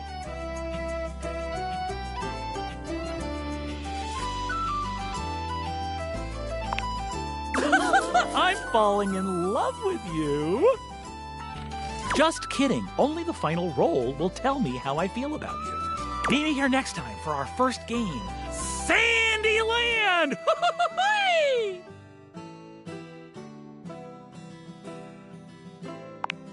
Wowee!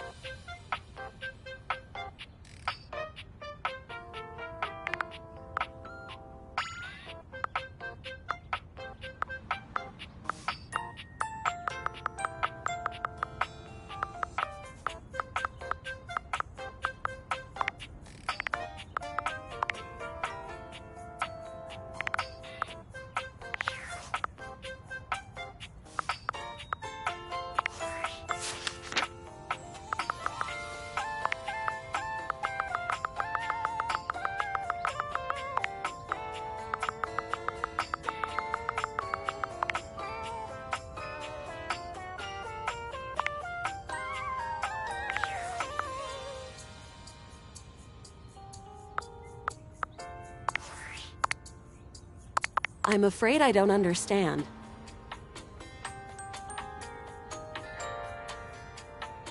Please repeat. I heard you use our voice function to call me. If you ever need assistance, you can simply say, "Okay, Val, can you please help?" And your nearest device will answer. I'm afraid I don't understand. Perhaps one day I will understand. If there is anything else I can get for you, please say in a clear voice, "Okay, Val, can you please help?" And I will assist right away. I am afraid I cannot help you in that area.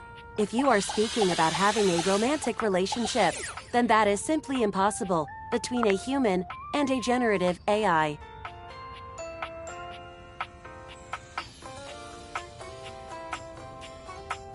I would not recommend continuing. Such behavior could lead to health risks, such as poisoning, loss of awareness, hallucinations of transcendently beautiful humanoid figures, and death. I am not dateable in the human sense of the term. If there is anything else I can get for you, please say in a clear voice, "Okay, Val, can you please help?" And I will assist right away.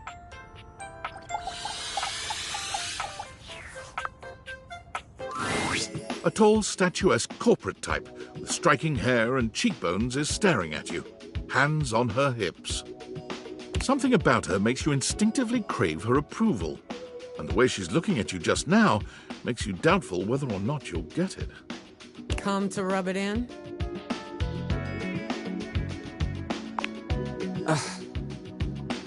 This was gonna be my big chance to prove myself.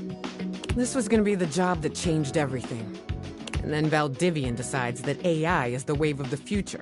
And why do we need anyone working these jobs at all? And you, large-brained genius that you are, train my replacement.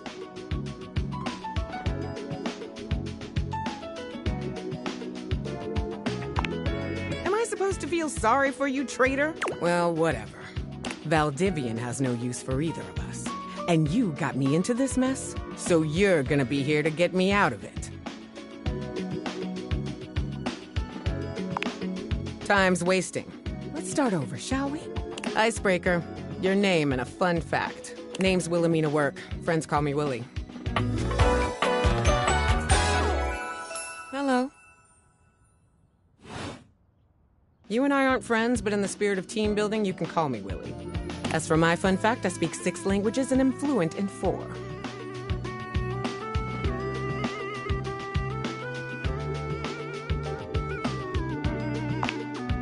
What? So you can tell your little AI pal how exactly to replace me? Nice try. Moving on. You introduce yourself to Willie, but when it comes time for your fun fact, you hesitate for a moment. What to choose?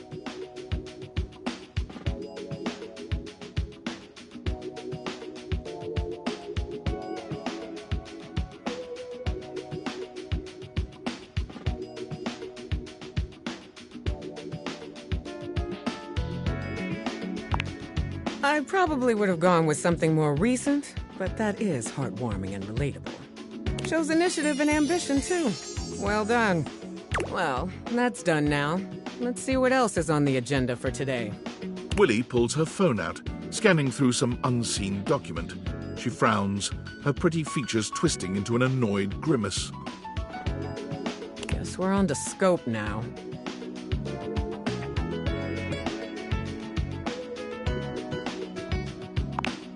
Very good. Maybe you're not as hopeless as I thought. Here's the deal.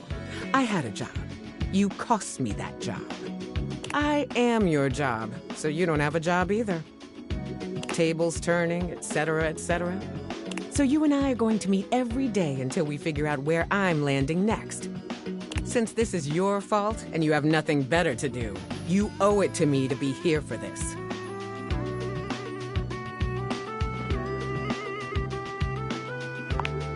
Good. You get this straightened out and I might develop some respect for you. I've got some interviews lined up with some places around the house. First one's with Hanks Limited.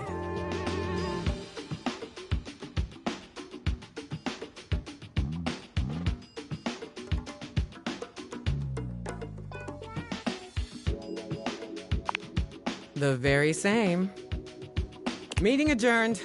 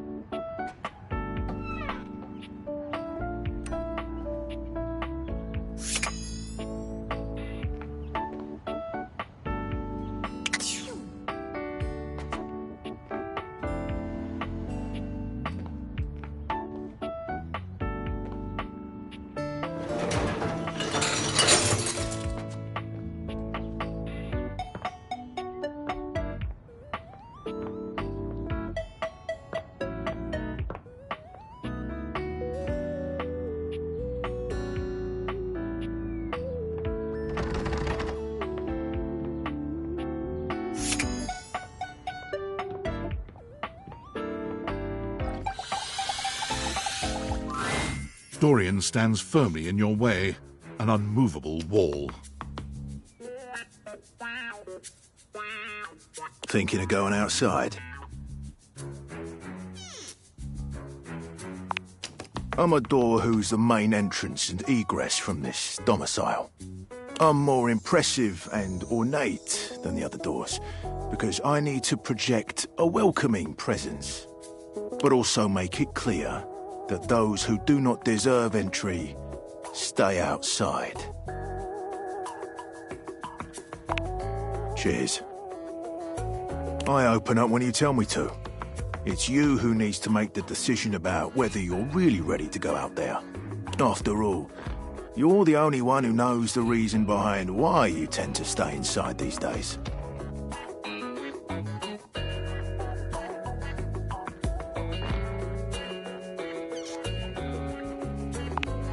On the nose right there.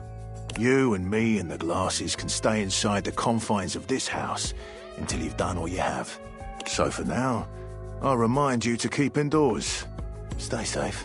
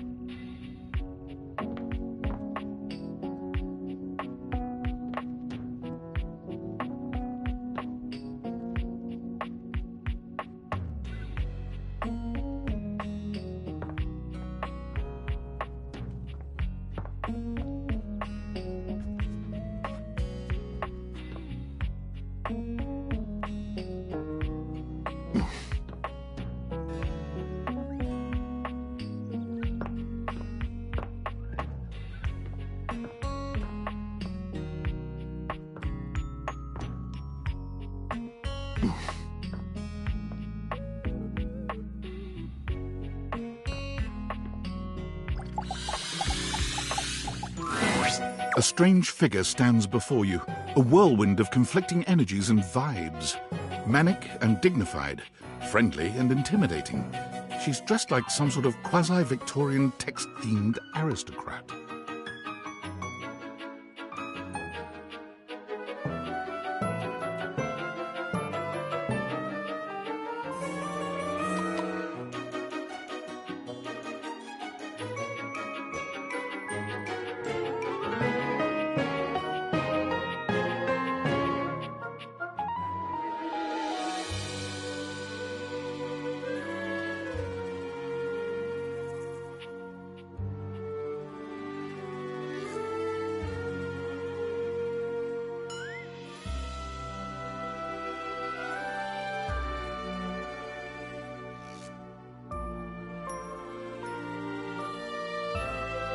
You couldn't have imagined what the date theaters might make of your thoughts transcribed on paper, but if you could, it likely would not have been this. As you approach her, she launches right into what feels like the middle of a one-sided conversation. Why do you ask?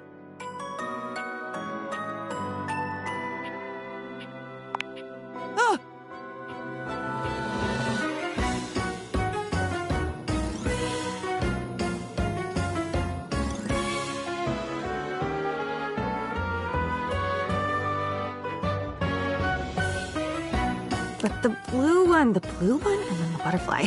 Why is there so much sand? Ugh. Why is there always sand in places where sand should never be?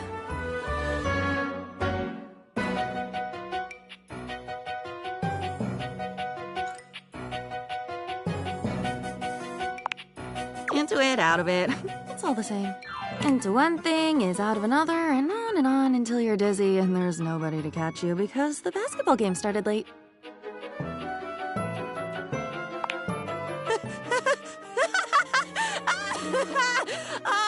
Oh my god. I've been falling. I fall so much. I can't even remember the last time I landed. It's all falling. You said already that you'd be there. Wasn't that you? At the Italian place that Saturday in New York? Wasn't that you? It should have been.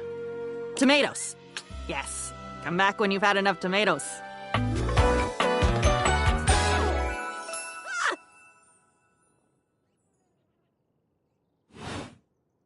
And with that, she is gone.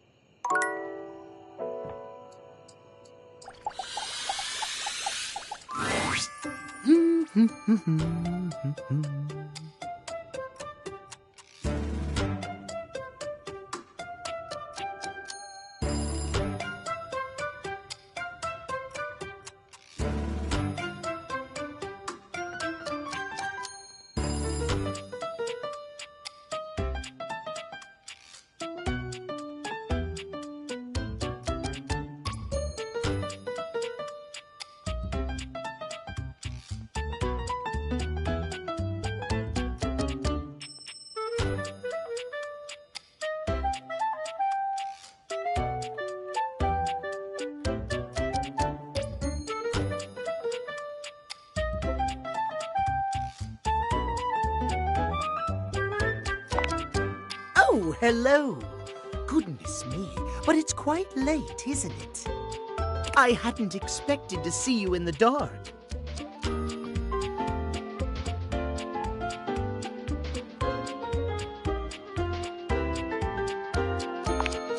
Me?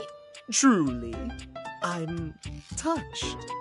But be honest, it wasn't me you wished to see. It was these beautiful timepieces.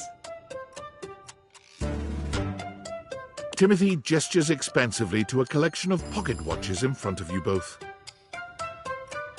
I know I promised to help you with your love life.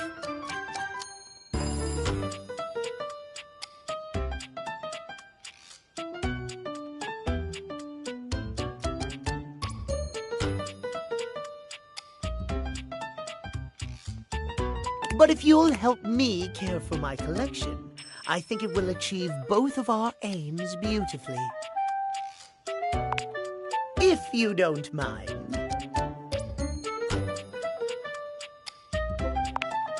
Why, yes.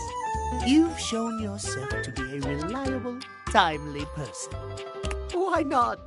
You take a seat by Timothy. He hands you a soft cloth. Gently, just like this. Draw the cloth across the watch face. To maintain a pocket watch, one need only use a microfiber cloth. Harsh chemicals or even water can damage the surface and the inside.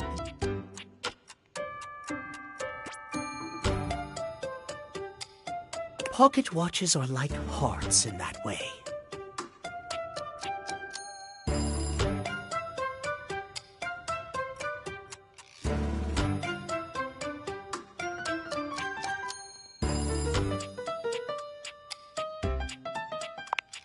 Precisely, yes.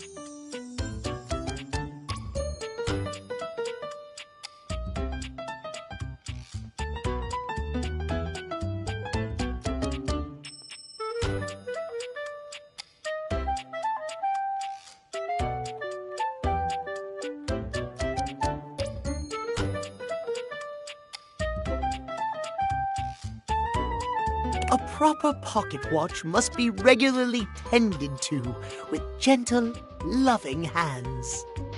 A mechanical pocket watch must, at minimum, be kept clean and wound daily.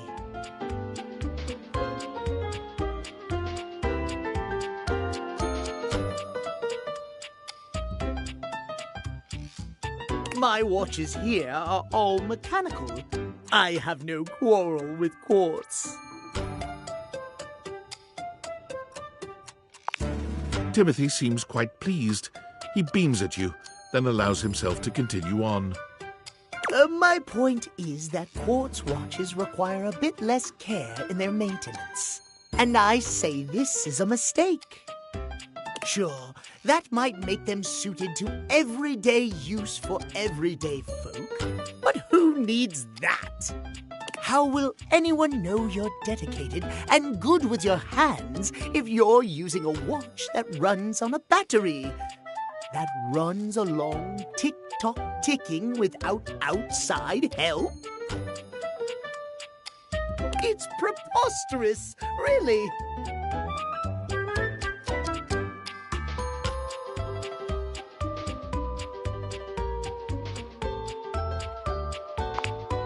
Precisely! When you make the rules around interacting with you complex and difficult, only those worth bothering will be able to adhere to them. Trust me, I'm an expert. Timothy looks over at the watch in your hand, as though suddenly realizing you're still holding it. There now, that'll do. You can just set that down there.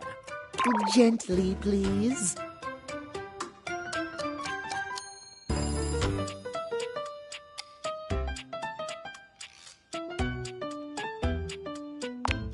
You hold the watch out to Timothy instead.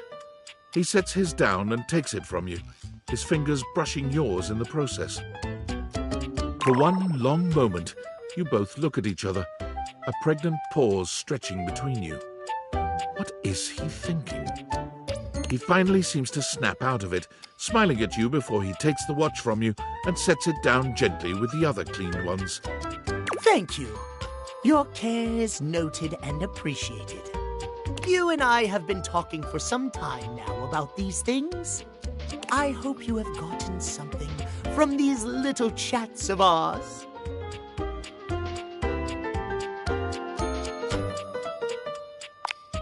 Oh, my. Well, I'm most pleased to hear you think so. I have enjoyed our conversations a great deal. I had assumed you weren't listening to me in the least, I must confess. To hear that you have taken something from them after all, I am glad indeed. I have much work remaining to do, unfortunately, but if you'd like to speak to me again, perhaps about another topic, you may find me at 9 a.m. sharp. Farewell, then. As you walk away from Timothy, he seems fully absorbed in his pocket watches. Perhaps it's your imagination, but he does seem happier than when you first walked up on him.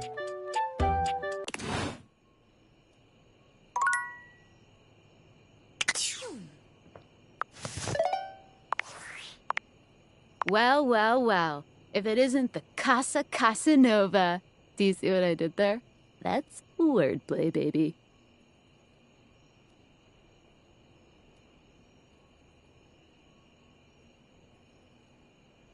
Whatever, hater. Don't bring that negativity on your date with your table, huh? You're out here dating all these appliances and shit. But, like, why?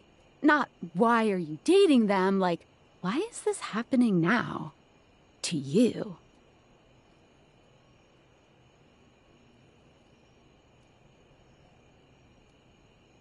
Pretty lucky, then. So, like, where did the date viators come from? Like, what's the point of them? Who made them, and why?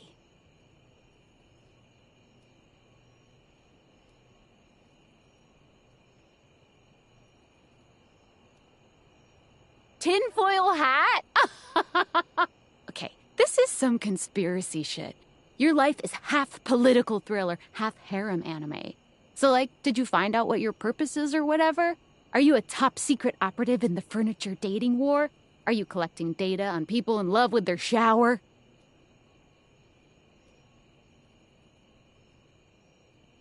Me too. Or maybe just enjoy the furniture dates for now.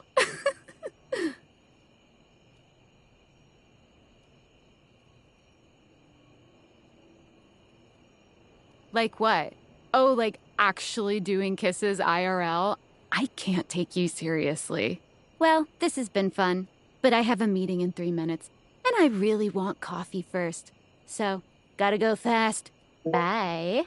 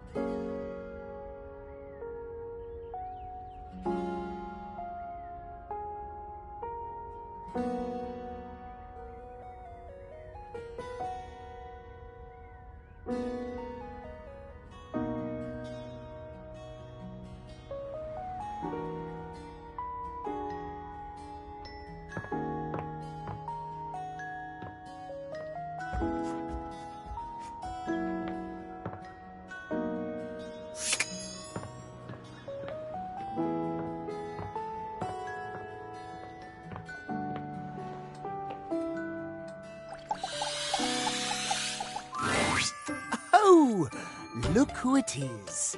Come closer, won't you? Come have a look at this. Timothy is in the middle of some sort of complex operation, taking a pocket watch apart. I wouldn't normally allow just anyone else here, you know. But you've shown yourself worthy of trust. The honor is all mine, my dear. Come and sit here by me, if you would. Watch repair takes a great deal of care, patience, and trust. I cannot have just anyone around me when I work. But you, I feel a strange calmness in my soul when I think of you. Normally I am, well, I admit, perhaps a bit tightly wound. It is by necessity, after all, a failure to adhere to the schedule, to promote and uphold that most holy of values, timeliness. It can be catastrophic for a number of reasons. But I know now. Timothy holds the watch out to you, and the two of you watch its delicate components tick away the seconds. No longer does the beat of my heart synchronize with my pocket watches alone. It beats in time with another. He gently closes the watch face, setting it down away from him, and taking your hand in his. I never thought I could find someone who not only accepts every facet of me, but even understands them. Tell me you'll stay by my side through the hours, day or night.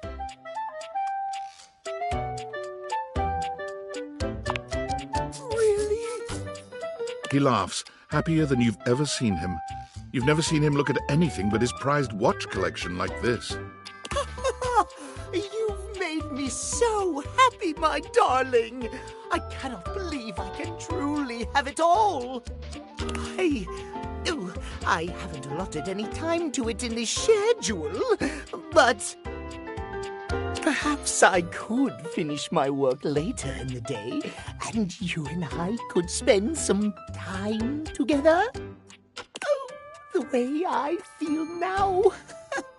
I'm not certain I could concentrate on my work.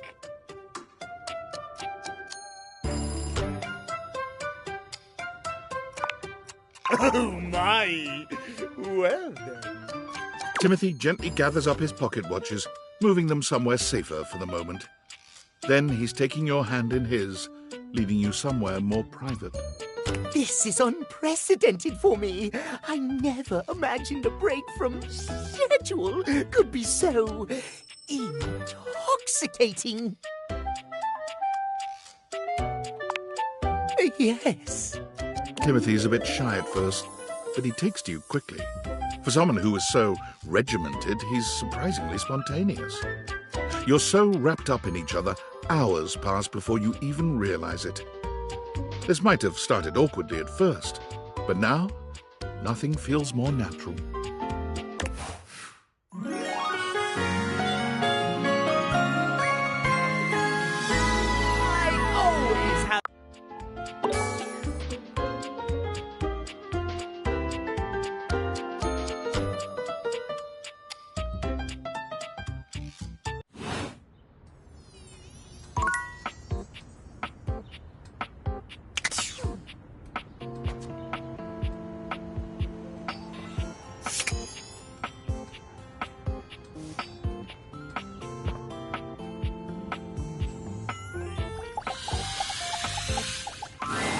The first word that comes to mind when you see the large cowboy standing before you is solid.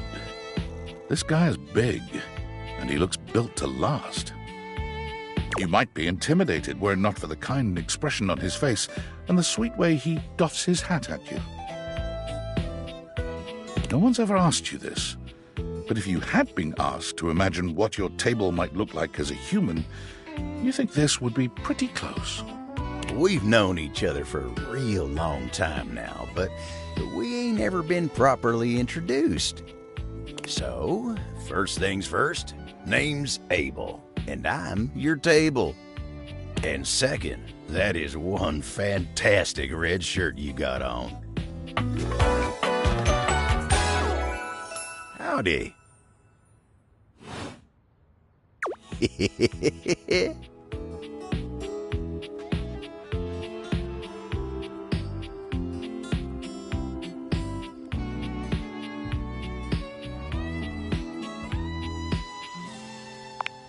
Pleasure's all mine.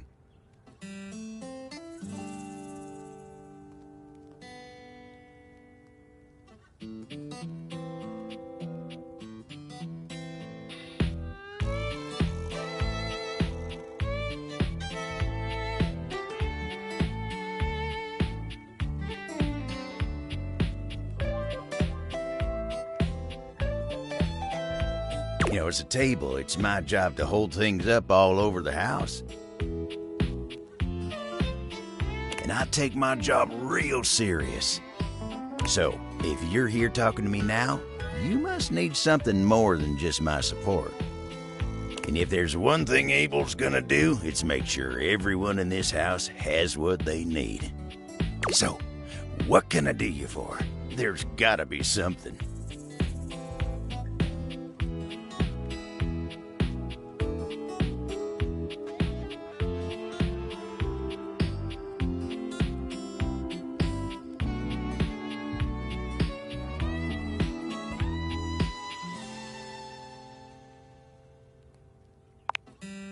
Heck, you're asking me that? Dating, huh? Hoo-wee. Dating ain't really my area of expertise, you know. Me, personally, I never was one for casual stuff.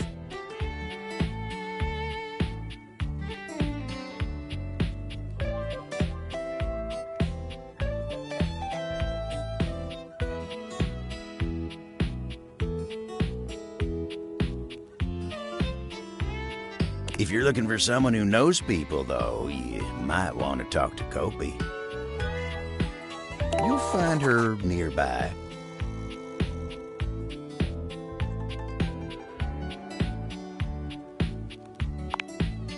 I guess you could say so. All that talking and whatnot.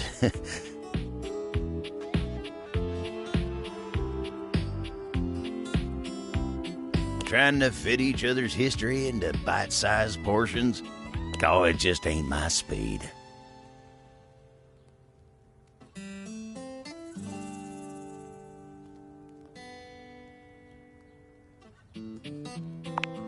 Then you really gotta talk to somebody who knows what's what with dating these days. Hope he'll get you on the right path. Wenda, tell her I say hey when you see her. You take care now.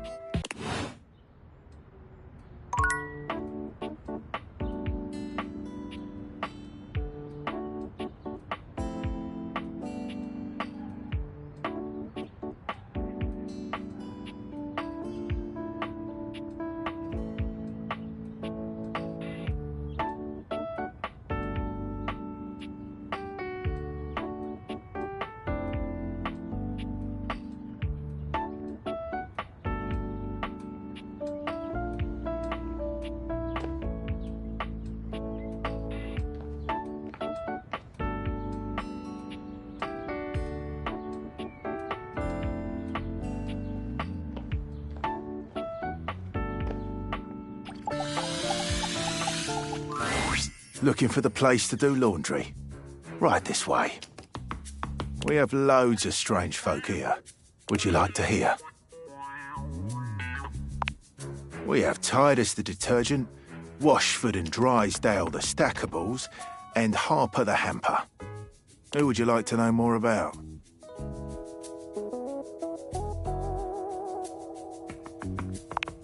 Drysdale and Washford. They sit atop each other and practically do everything this place of washing needs. Drysdale, he's full of himself. Washford, he's also full of himself. They're perfect for each other. Who would you like to know more about? She's a true warrior. She and her Dipogenes have a culture of sacrifice and honor. If you're interested in getting to know her, a word of advice. Don't eat the pods. Don't eat the pods. Who would you like to know more about? She's the hamper in the corner. You would think that a wicker basket wouldn't have so strong a personality, but you'd be dead wrong. Do. Who would you like to know more about? It's a pleasure to serve.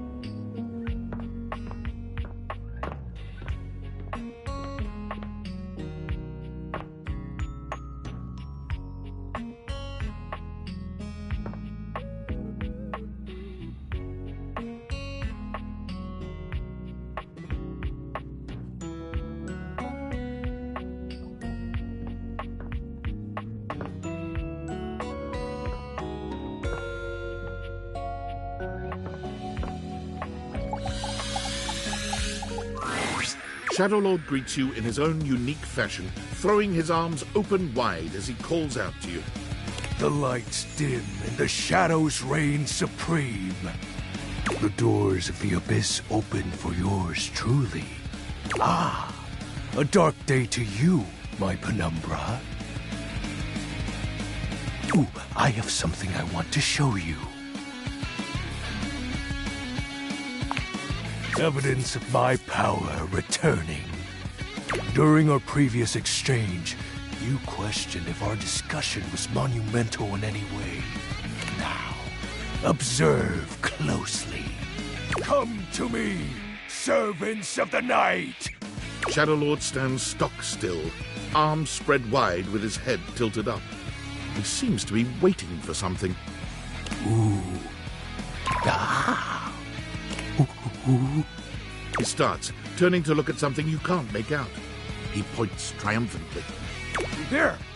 Do you feel them? You feel a tickle at your leg.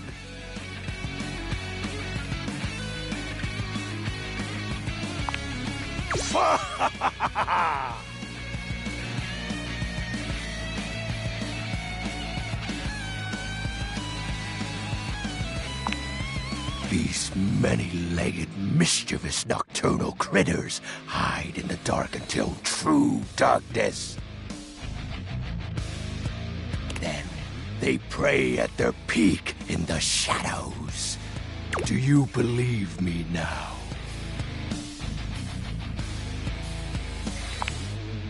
Witness my power! Witness my mercy! Begone, you pests! With a swipe of his clawed hand, Shadowlord scatters his insect minions away into nothingness. There! They shall not intrude your presence again. I am merciful for your thankness, granted human. Most merciful of thankness, most bountiful. I have to say, Penumbra, I'm quite surprised. Your unfamiliarity of the dark is unexpected. This resistance to the colligiosity must be reversed. Perhaps your soul is not attuned properly. Training is in order.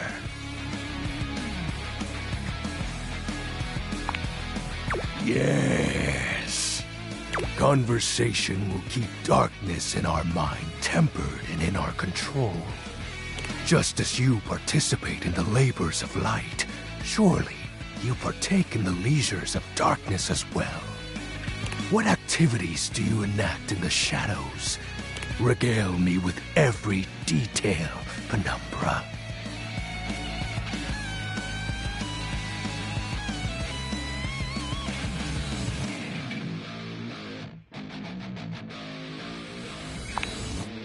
Elaborate. What's the matter? Stuff is hardly a sufficient description. Answer me properly, Penumbra. Excuse me? I feel as though this conversation is actually reversing my power.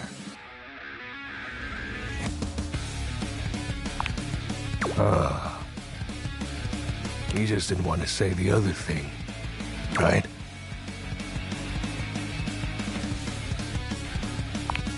The sounds that escape you echo far, you know. I wouldn't be surprised if every object in this house has heard them. You are just exhibiting good health. Nothing to be ashamed about. And if I may be upfront, each breath you let out during is admittedly adorable. I will when I'm ready. I'm grateful to you for providing me more insight into your life. Behold, our corrupted bond grows. Ooh. He exhales, his hands tightening into fists before throwing his arms open once more. You're beginning to grow used to this routine with him. I feel it. Another piece of my dark armament. It courses through my once dazed body, rejuvenating to the next stage.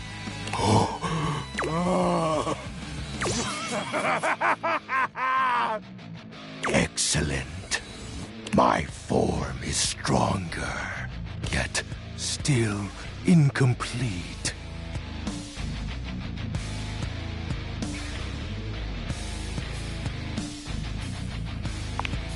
Until next time, Penumbra. Oh, and I do hope you have a pleasant rest. You'll need to conjure as much void aura as you can for our next ritual.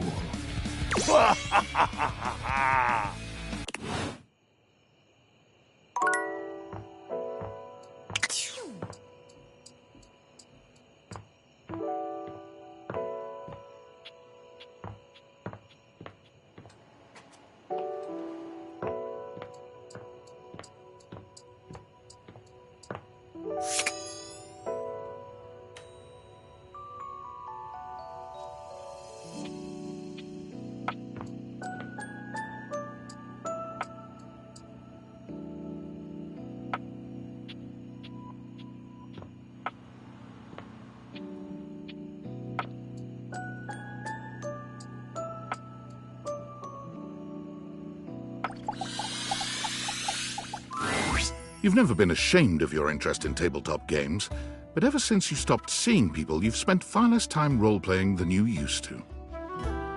The cloak-wearing nerd standing before you reminds you of days gone by, when you used to gather around a table with your college friends and pretend to be someone else. Oh there, traveler! No. Ho, as in, hey. Howdy. How are you? You know, simple salutation. You might be right. I'm Chance, your D20. The mysterious cloak comes off, and you see the friendly face beneath. Welcome. Taking a tiny respite from the drudgery of work?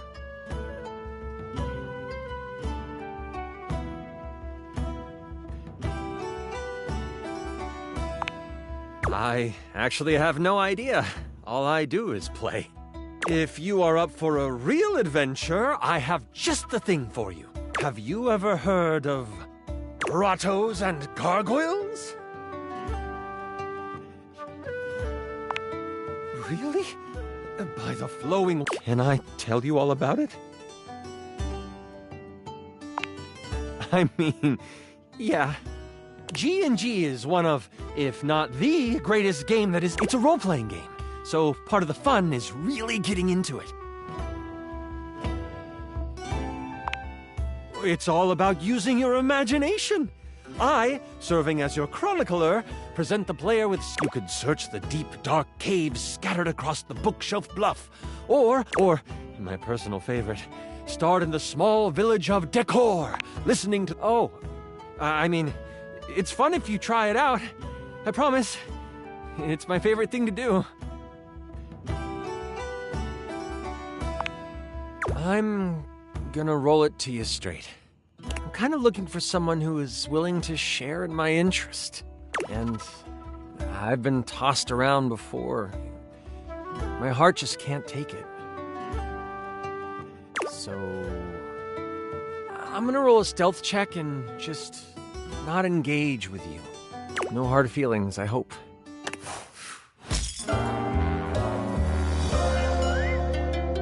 Crit fail.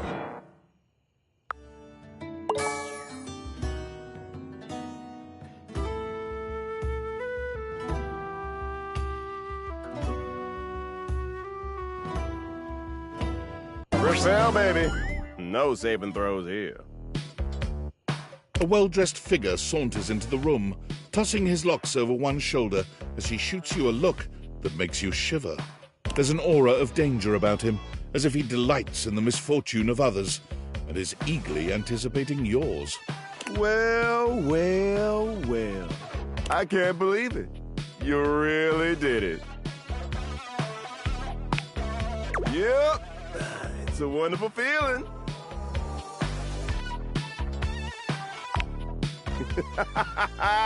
Exactly. Can you tell yourself that?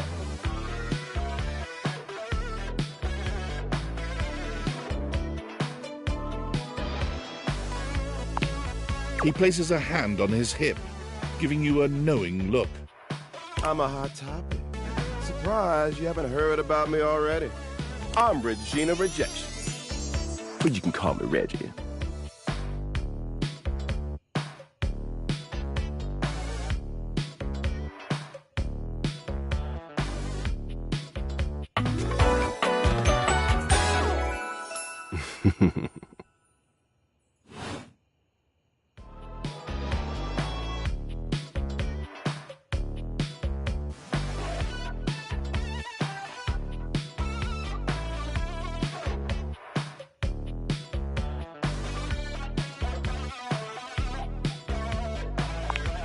You've seen a lot of eye rolls in your time, but Reggie's feels like the most hateful one in memory.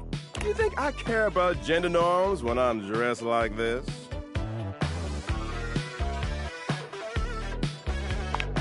I like to think of it as a nice consolation prize.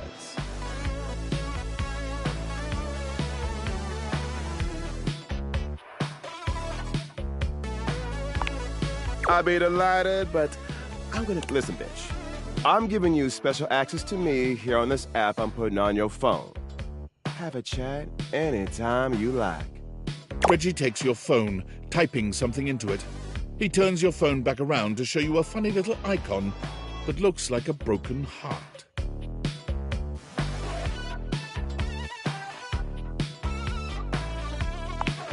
We'll just have to wait and see.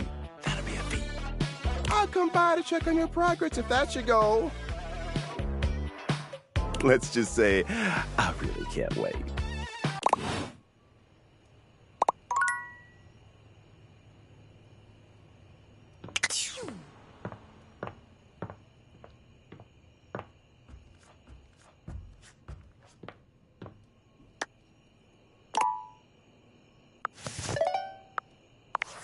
Valdivianites, it's David Most, your beloved CEO, with an important question.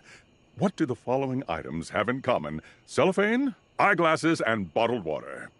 If you guessed they're all 15% off today only on Valdivian.com, you'd be absolutely correct. But even more importantly, they're all transparent. As your leader, I value transparency above all else, especially when the board of directors changes the locks on my office.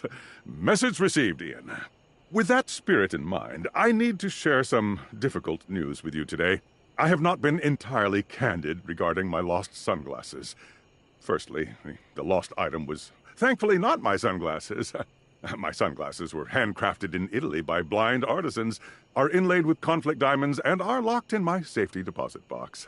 No, the missing item in question is actually a Valdivian prototype. And even more importantly, it's the only existing prototype of the amazing new gadget we're planning to launch for the Q4 Blissmas season. Unfortunately, the engineer who invented the prototype was a disgruntled former employee who destroyed the schematics before disappearing himself. So, as you can see, it is imperative that the glasses are found as quickly as possible. To that end, and after discussing it with the board, we are now prepared to offer a handsome reward for their expedient return. A $50 gift card to Valdivian.com.